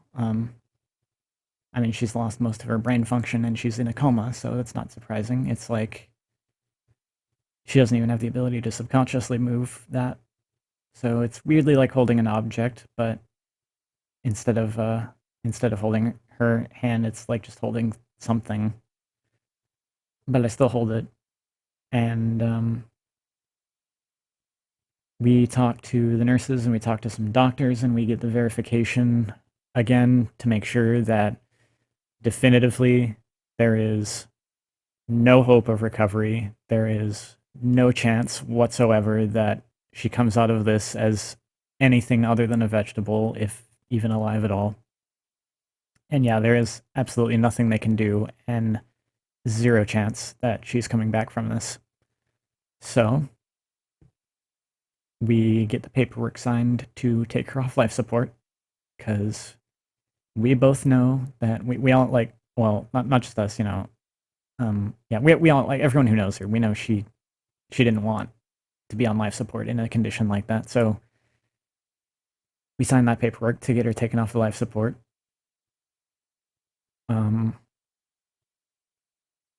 We stayed with her. I'm not sure if it was a good idea for me to do that, because I mean, I just figured it was the right thing to do, and I felt like she would have been there for me. I wasn't sure if I was going to break down a little bit or not while recording this.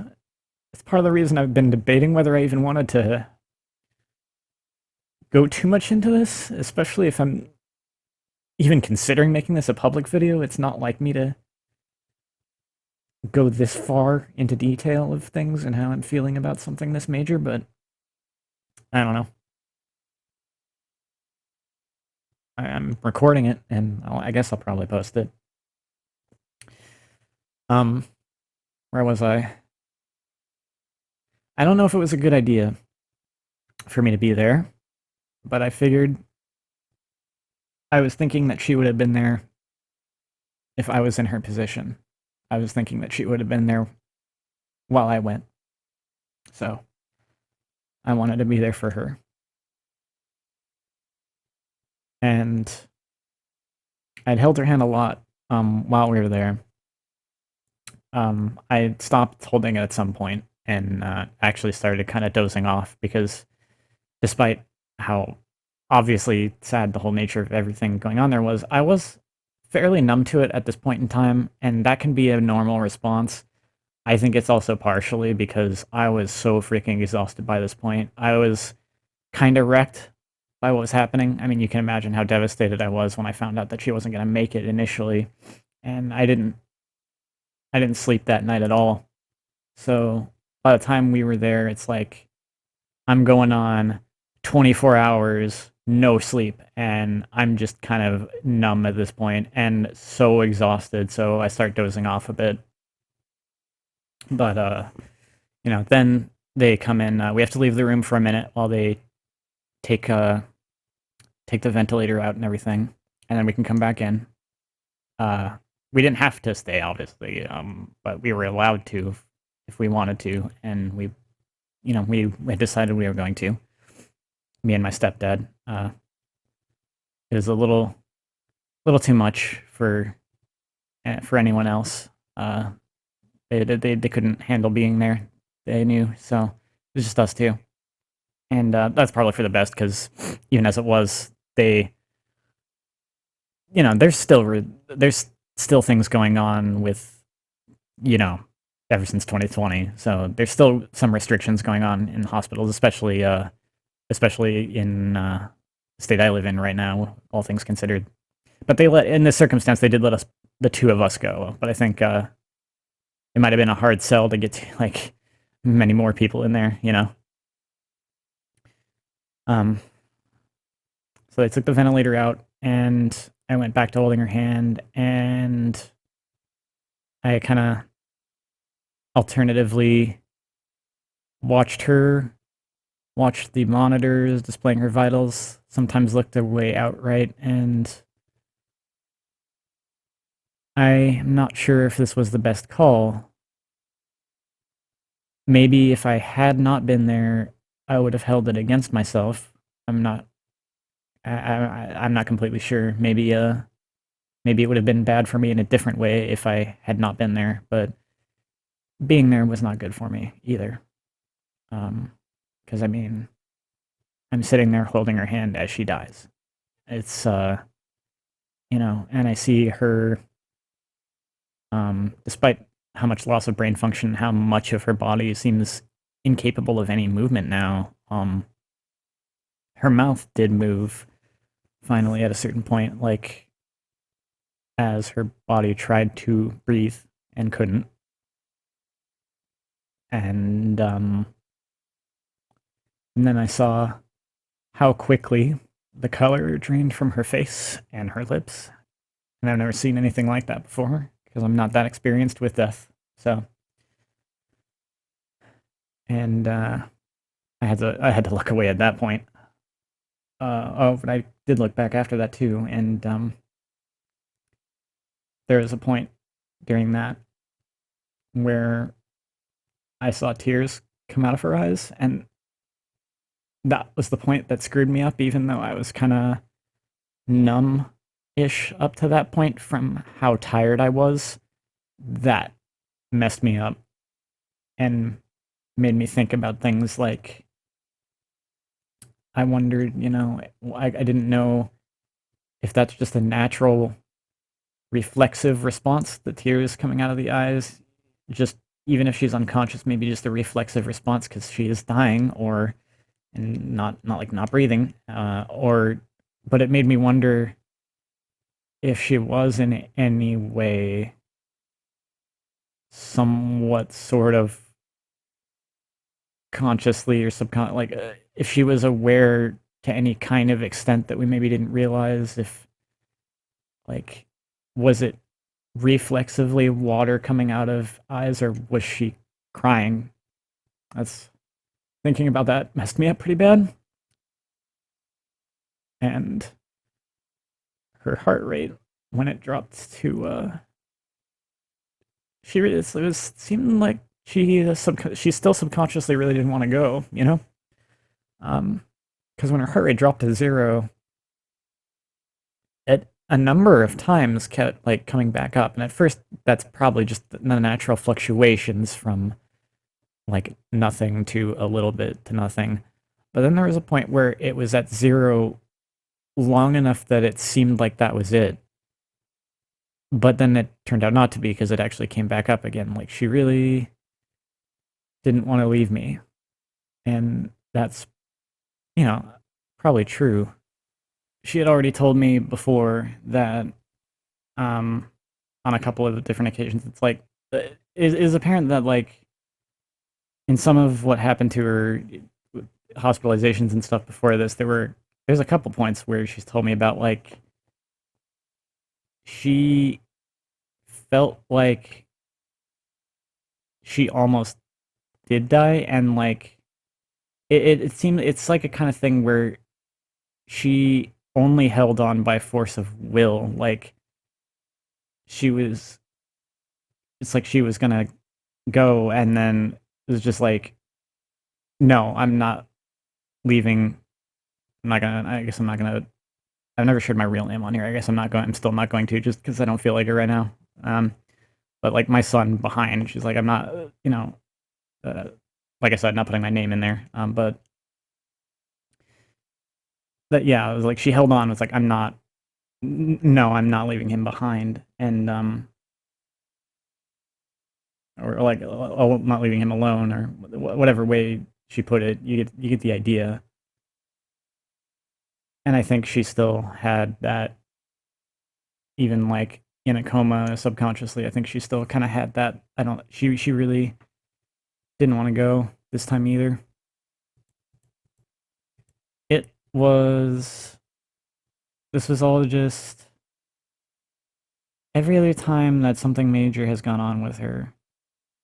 It's been something that slowly built up to a hospitalization. You know what I mean? It like wasn't unexpected. This was a time where it felt like things were finally moving in the proper direction, where we could really make good differences. And then just out of nowhere, she's on the floor. And we find out that, and like how bad the situation is, and how she's going to lose some of her brain function no matter what, even in the best case. And then the procedure goes well, and we get some hope, and I think about ways I can make the best of the situation, and then we find out that it's drastically gotten worse and she's dead. It's all in the span of like,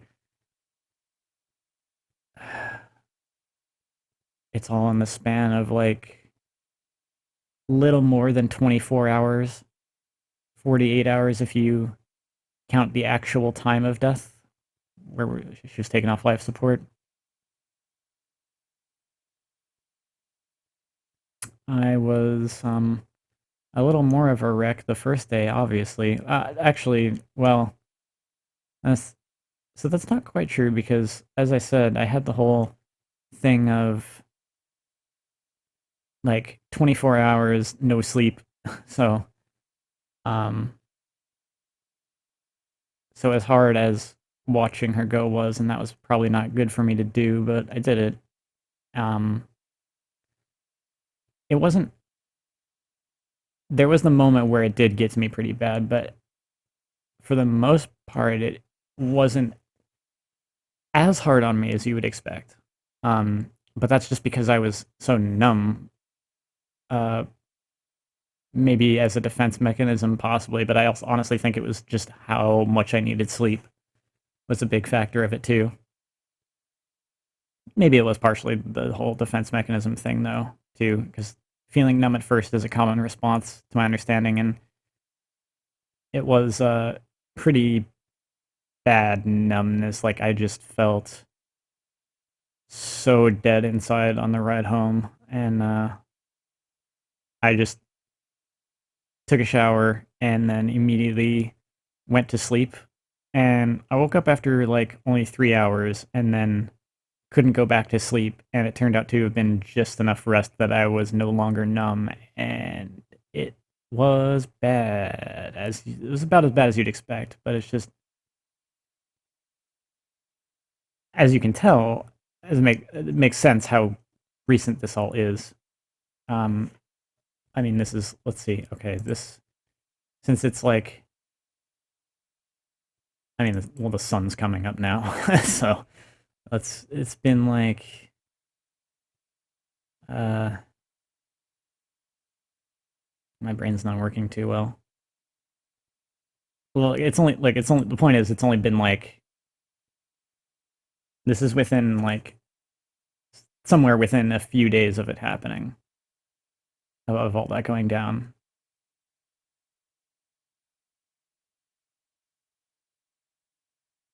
This is kind of like,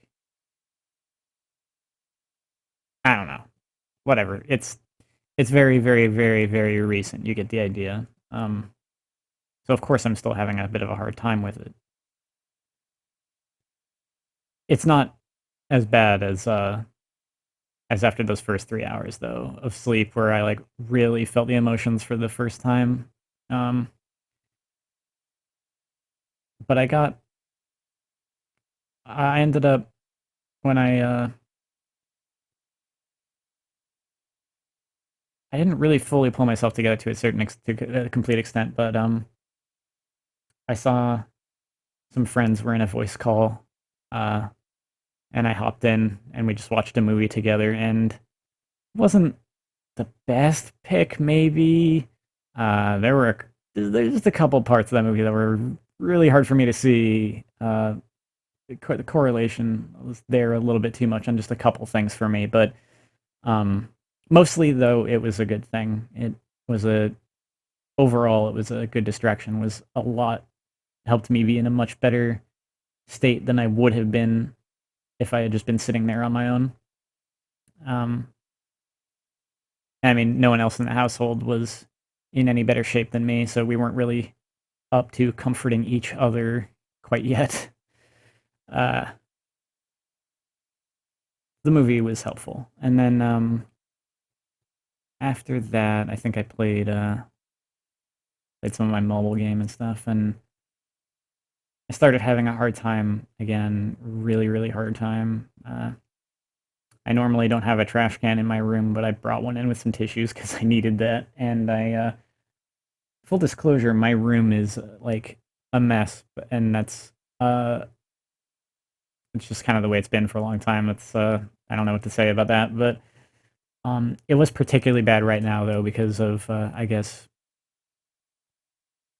Oh, I guess I kind of glossed over some of the things I was originally going to mention before, which is that this last month had been particularly hard with the breathing machine that mom had to have because like she was just too weak to be doing it herself. So I had to put her on it. I had to take her off of it, which means anytime she's going to go to sleep, I have to be awake. And if I'm not awake, I have to get woken up so that she can go to sleep. And then when she wakes up, again, if I'm not awake, I have to get woken up so I can take her off the machine. And that was messing up my sleep schedule pretty bad, because especially because it was helping her sleep better, but still, she was having a lot of sinus trouble and such and so forth, and various reasons that she didn't always sleep like 8 hours. Um, so you could get a case, and plus my schedule was, I was having trouble aligning my schedule to hers sleep wise. I always have problems with my sleep schedule, it seems, but I was having trouble aligning mine to hers, and then like even when I did, sometimes there was the case like I got it, and there was the case where I got a really good night's sleep where both her and I slept a good amount. Um, it wasn't only one night, but then after not too many nights, then it's like, well, she only slept for like 4 or 5 hours, and then she needed to she needed the mask off, so I had to get woken up, and then I just couldn't go back to sleep afterward for whatever reason, and yeah, so it was rough. There were things about it where like it was making it harder, but I mean, I still was happy to do it. I mean, I'd have done it however long was necessary until she could get strong enough to do it on her own or something. Because that was the thing I figured is it would get better eventually. You know, maybe we'd find a fix for her sinuses and other factors. Maybe she'd get the full like sleep more often, and maybe I could align my schedule to hers better so that we can just sleep at the same time and be okay. And outside of that, even like when she gets a little more stronger and a little more mobility and and maybe I could move the location of the machine that's on the table next to her. I could move it into a better spot for her to reach it easier still. Then maybe she'd be able to just take it on and off, turn it on and off herself, and it would be fine. But like I figured it would be fine eventually, but didn't get to that point obviously. Um, how did I get on that tangent? What was I just saying? Oh, my room being a mess, right? So, uh, it had gotten is especially like this last month it had gotten particularly out of hand to a degree that's kind of like out of maybe out of norm even for me, and to a point where like like empty boxes from online orders just like piled up, and it was kind of oppressive in here to a point from that. And like I was just kind of dealing with that fine while I was like taking care of mom, but then after all this happened, uh my room being in the shape it was in on top of that was a little bit more than I could deal with. So I just got to work cleaning my room up and put on like a live stream VOD in the background because silence is not really the best. Was not really the best at that time. It's still not really the best now. Uh, it's good when I have something to focus my attention on at least a little bit. Um, I'm the one kind of taking charge of things that, when someone dies, there are things that need to get done, and I'm the one kind of taking charge on that. And I'm okay with that because having important things to focus on is actually, I'm finding, kind of helpful to me right now.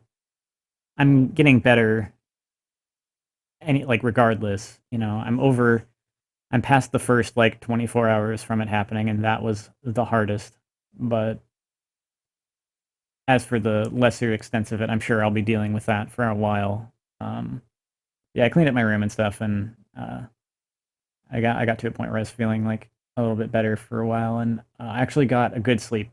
I got like a good 8 hour sleep, and now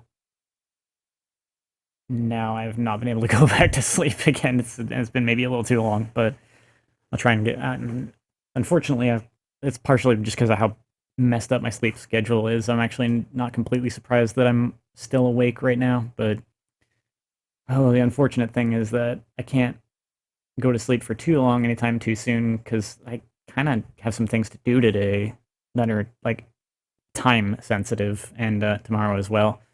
Eh, I'll just have to do the best I can with that. But anyway, um, yeah, I mean, I'm getting better with this, but I'm sure it's going to be affecting me for a while. I mean,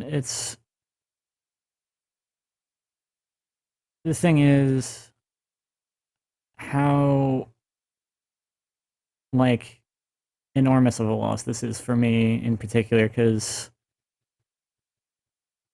I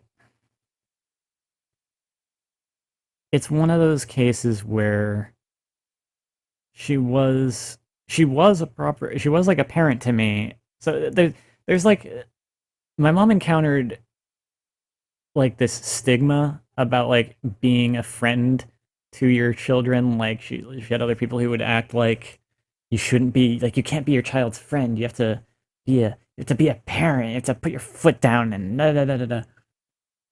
So I don't know. It's this weird thing where like as if like you can't be a friend to your child and also raise them properly.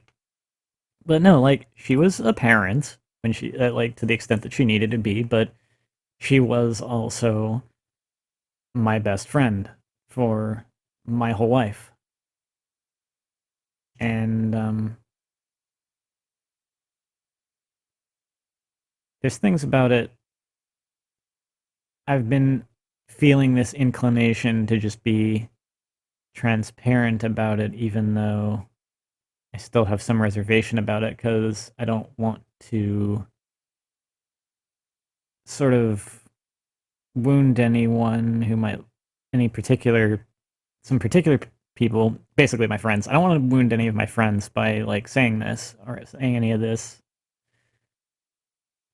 But it's just, there's a difference in how strong of a bond I had with my mom compared to anyone else. And maybe that on its face doesn't even sound unexpected or weird, but maybe to some people. I know not everyone has the benefit of having a really good relationship with their parents, but I had the best relationship with my mom that you could possibly imagine, or maybe even can't imagine having with a parent. Um, when I was cleaning up my room a little bit the other night, I found something on my closet door because my closet doors are like metal, and they've just been opened a long time because they can't close right now. And so there's something magnetic on one side of one of the metal doors that I didn't even realize was there. I don't remember when I got this, how long it's just been sitting there, unbeknownst to me. I don't even know, but if I had to venture a guess, oh, this thing, oh, it's got a little stand too. You could put this on your desk. Uh, yeah, but yeah, I didn't have it on my desk. It had a magnet on it, so I was like, I just stuck it on the closet door because it was able to stick to it. My mom gave this to me, and again, I don't know how long I've even had this, but I would guess that I'm pretty sure I had this like since I'm almost positive this must have been there since even before my hospitalization. So that's like over 7 years ago. But it's this little like placard-ish thing, a really really small miniature one. Like it's shorter than the length of my hand. Um,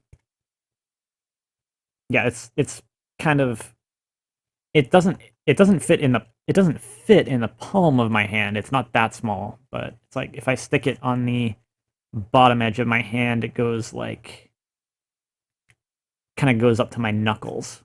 Um, and with a width that's about the width of my like all five of my fingers. So that's about the size of it. Um, but it's this little like placard-ish thing, and I was kind of floored when I just found this because of how perfect it basically is. And I know that's why she got it for me because I was thinking about recording this. I've been thinking about if I wanted to clue everyone in on what's going on with me since it's a little bit of a heavy topic for my channel, but I realized I've been and I mean so was disclosing my hospitalization and things that were going on with my mother. I've been getting into heavy personal topics on this channel, so I figured maybe it makes sense to just update everyone publicly on this development too. Going this far into detail to the point that at this rate, this is going to be like a 2-hour recording. I don't know yet, but going this in depth is a little out of character for me. I don't know if this is actually the best idea, but I'm getting off track. Not having a script makes it worse. That's definitely dragging things out. I was floored by how perfect it was because I was thinking about, you know, recording something publicly like this, and I was thinking about what I wanted to say exactly about the relationship with my mom that I have, and this little thing says kind of some of the same things I was thinking, and just in general perfectly describes it. So I'm just going to read it verbatim first before I say anything else. It has a little like title part that says the bond between mother and son lasts a lifetime, and the words on it say the bond between mother and son is a special one. It is the purest love, unconditional and true. It is a friendship based on mutual love, respect, and a genuine liking of each other as a person. It is knowing that no matter where you go or who you are, there is someone who truly loves you and is always there to support and console you. It is a gift held in the heart and in the soul. And it's completely true in my case. I know it's not for everyone, but that's the literal exact relationship I had with her. So losing her is pretty hard because it would be hard losing. It would, of course, it would be hard losing your mother, but I'm actually losing the best friend I've ever had too. And I don't, I don't want to like downplay some of the friendships I have or anything. I don't want anyone to feel hurt by this, but I realized more and more. There was once someone who told me that I was keeping them at arm's length, which I didn't feel like I was doing. I didn't realize I was doing it, but sometime later I kind of realized the truth of them saying that, and I've realized more and more that maybe I kind of do that unintentionally, and there's there's an extent, I guess, to which that I've realized more and more that I actually kind of don't trust people, and not in a completely distrusting kind of way, but I mean, I don't like put it this way. I trust different people to varying extents, and obviously I have some really good friends and other relationships like that. And I have a relationship, let's just say that. I might as well just say it outright. It's not like that's unknown to some people. And obviously there's a lot more trust there than with like most people. But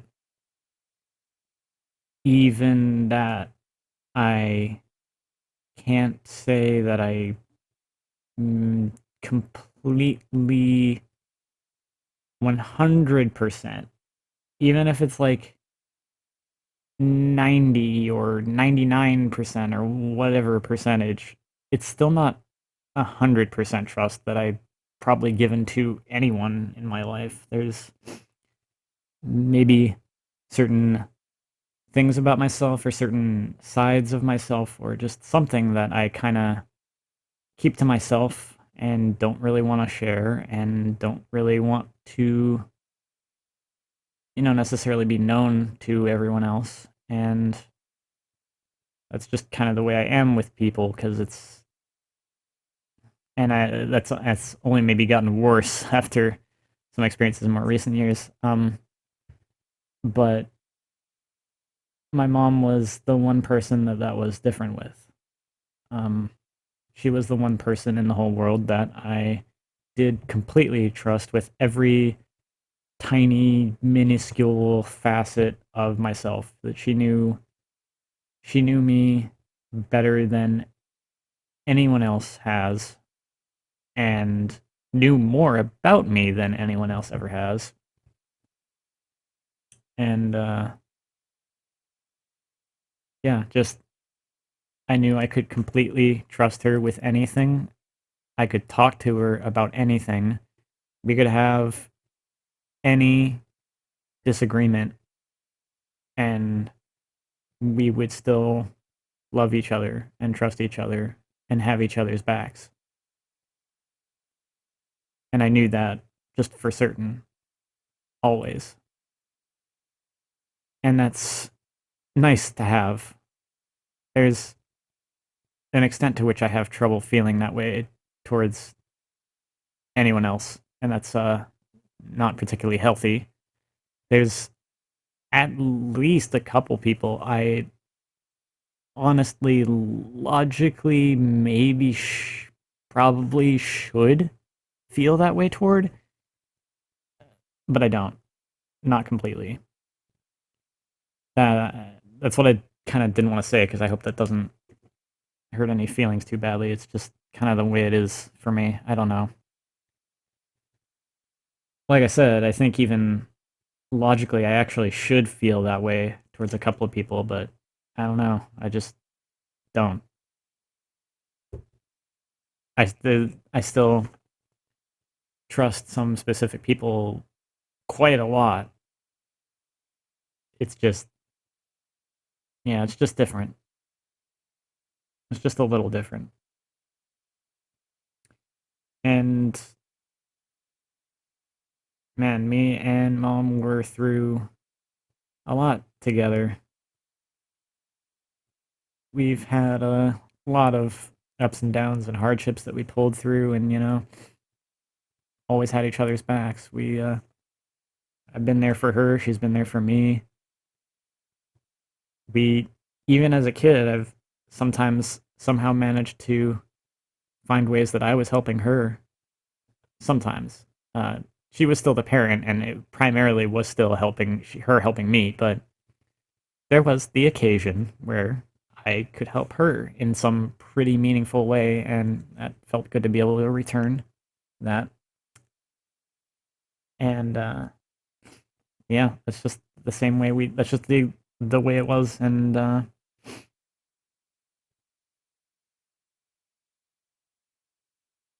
can say,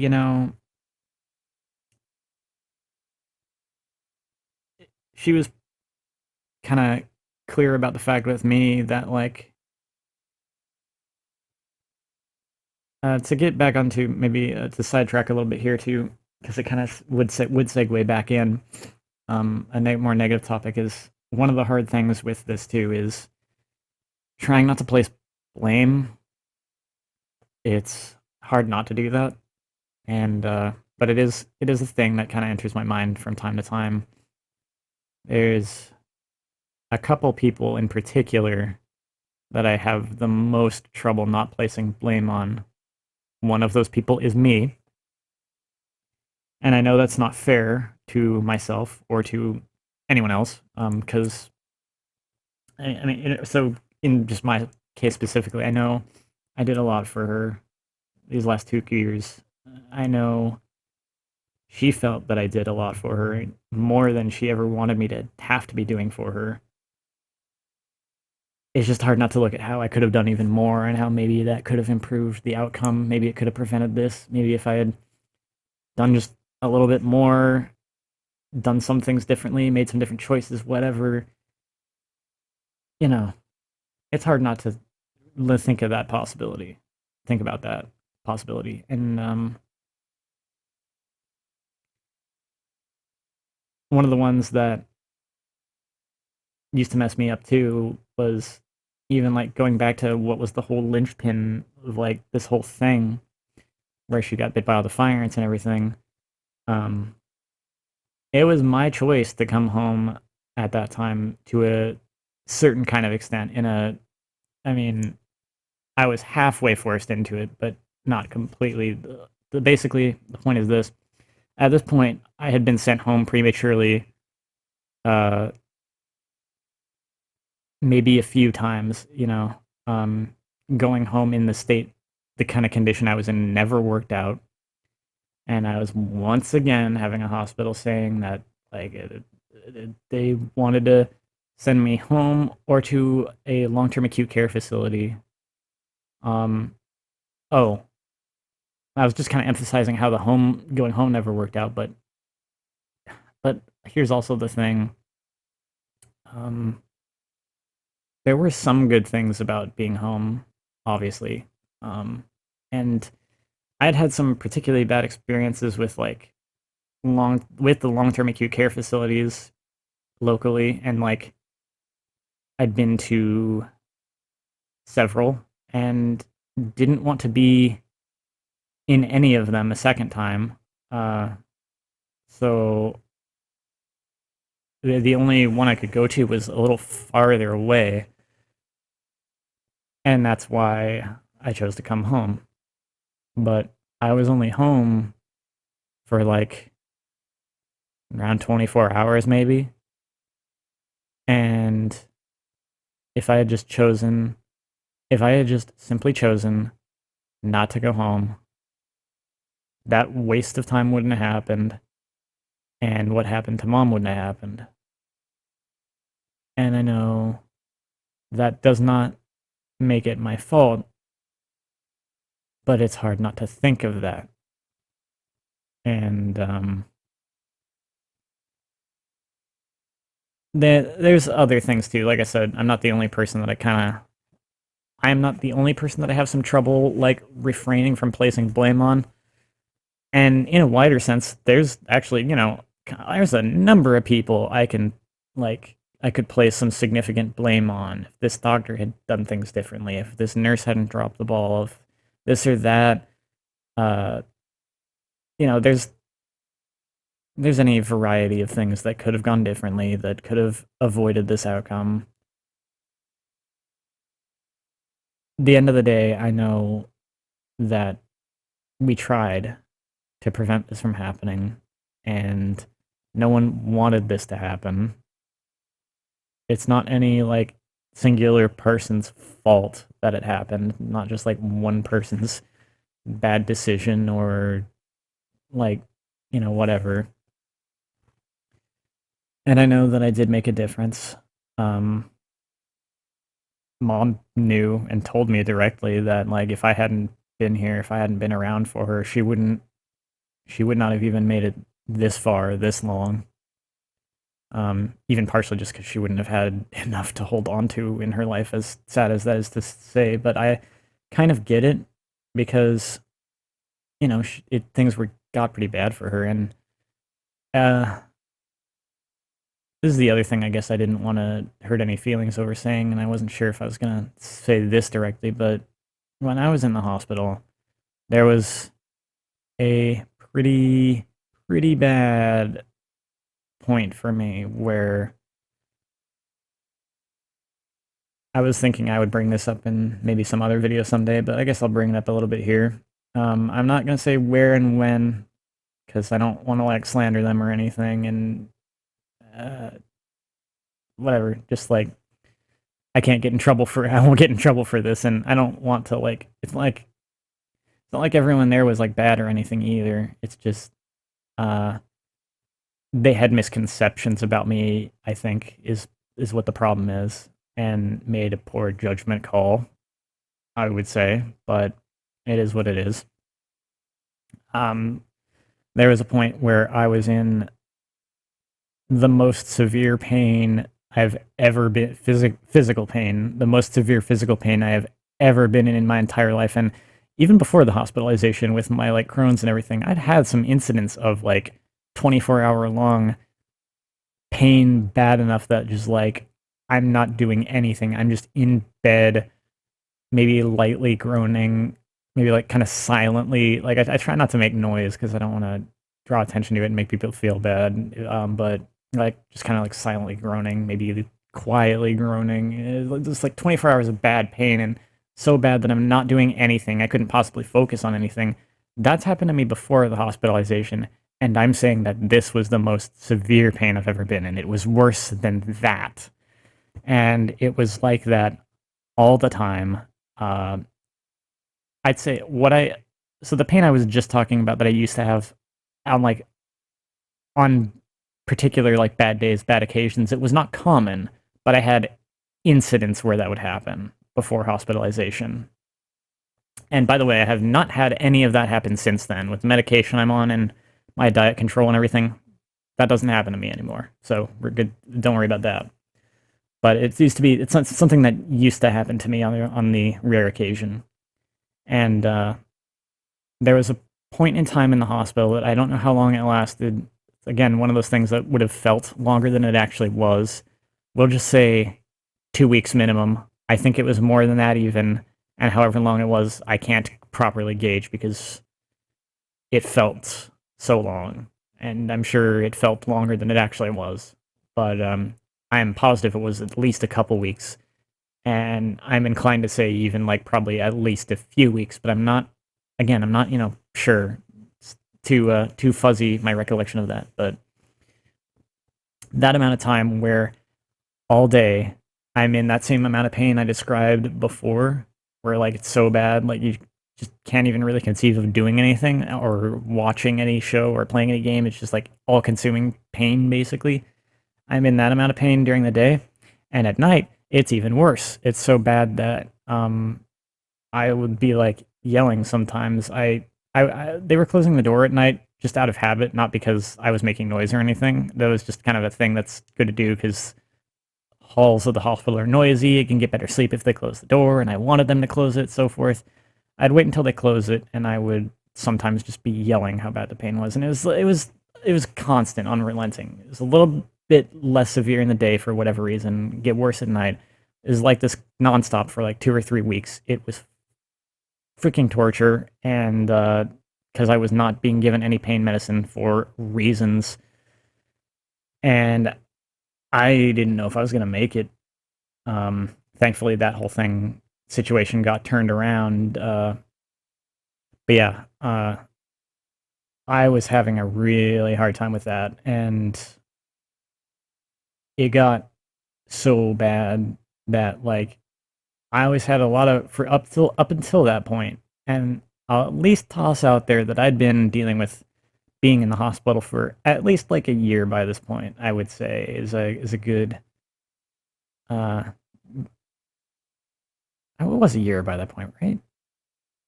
Mhm. Well, I don't know. Let's just say though, I'd been dealing with this for I'd already been dealing with being in the hospital for a long time at this point, and I'd gone through some hardships. I'd gone through even almost dying at one point. Um,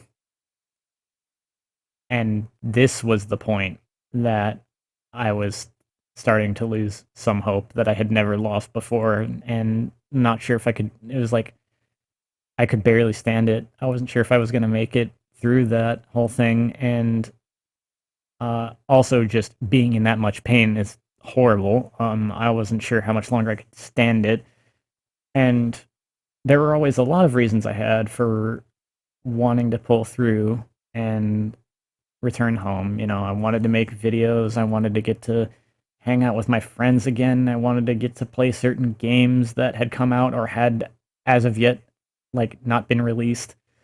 Um,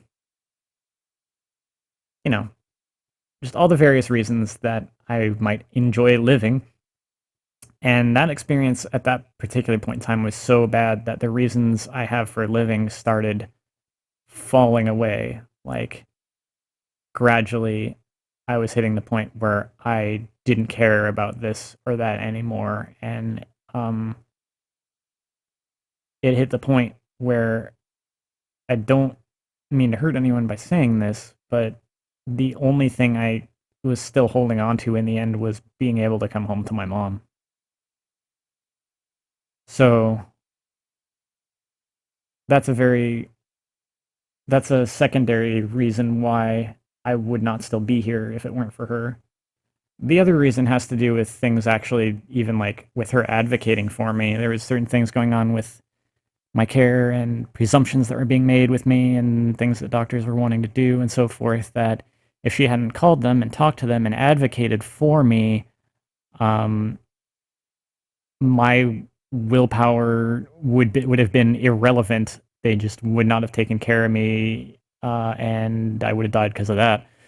But so yeah, there's a couple of reasons that I would not be here now without if mom hadn't been there for me, and she wouldn't have lasted as long as she did if I wasn't there for her. That's the nature of how we had each other's back, and I'm just gonna have to carry on without that now. Maybe I'll have to learn to rely on my friends a little more than I have, and other family members too, perhaps. That's one could say maybe that would be healthy if I could learn to trust that little bit extra more. Because, like I said, I don't want to downplay the friendships and stuff that I have because they are important and have helped me a lot, and I do trust some few specific individuals tremendously in ways that I certainly don't just trust people. Certainly, that I don't just trust strangers, and even like uh, I have some friends that I do exceptionally trust more than maybe just any friends. You know, like they get there's definitely friends who get a little more of my trust than others, and I hope you know who you are. You should. So it's not like I don't trust them or something. It's just there's there's a slight distinction between that and what I had with my mom. It's kind of left a hole in my heart that might not be able to be filled. I mean, even if I get in a way, I guess, because that is kind of how it works, right? Like even if I start trusting anyone in the exact same capacity I trusted my mom, that still doesn't make it the exact same, right? Because like you can't just replace one person with another. It's doesn't quite work that way. You'll still miss that. You'll still miss that person. But yeah, I definitely understand that expression now in a way that I've never understood it before. It doesn't feel like that all the time, but sometimes I feel that I understand the like someone the expression about someone leaving a hole in your heart. I get it.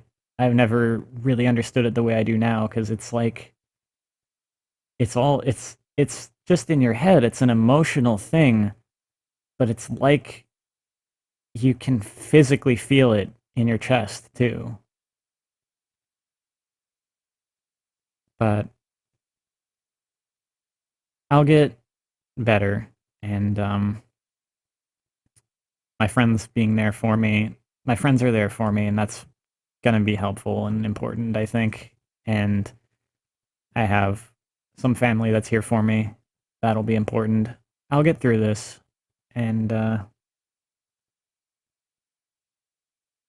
yeah, I mean, I guess uh, I hate to like, I don't know.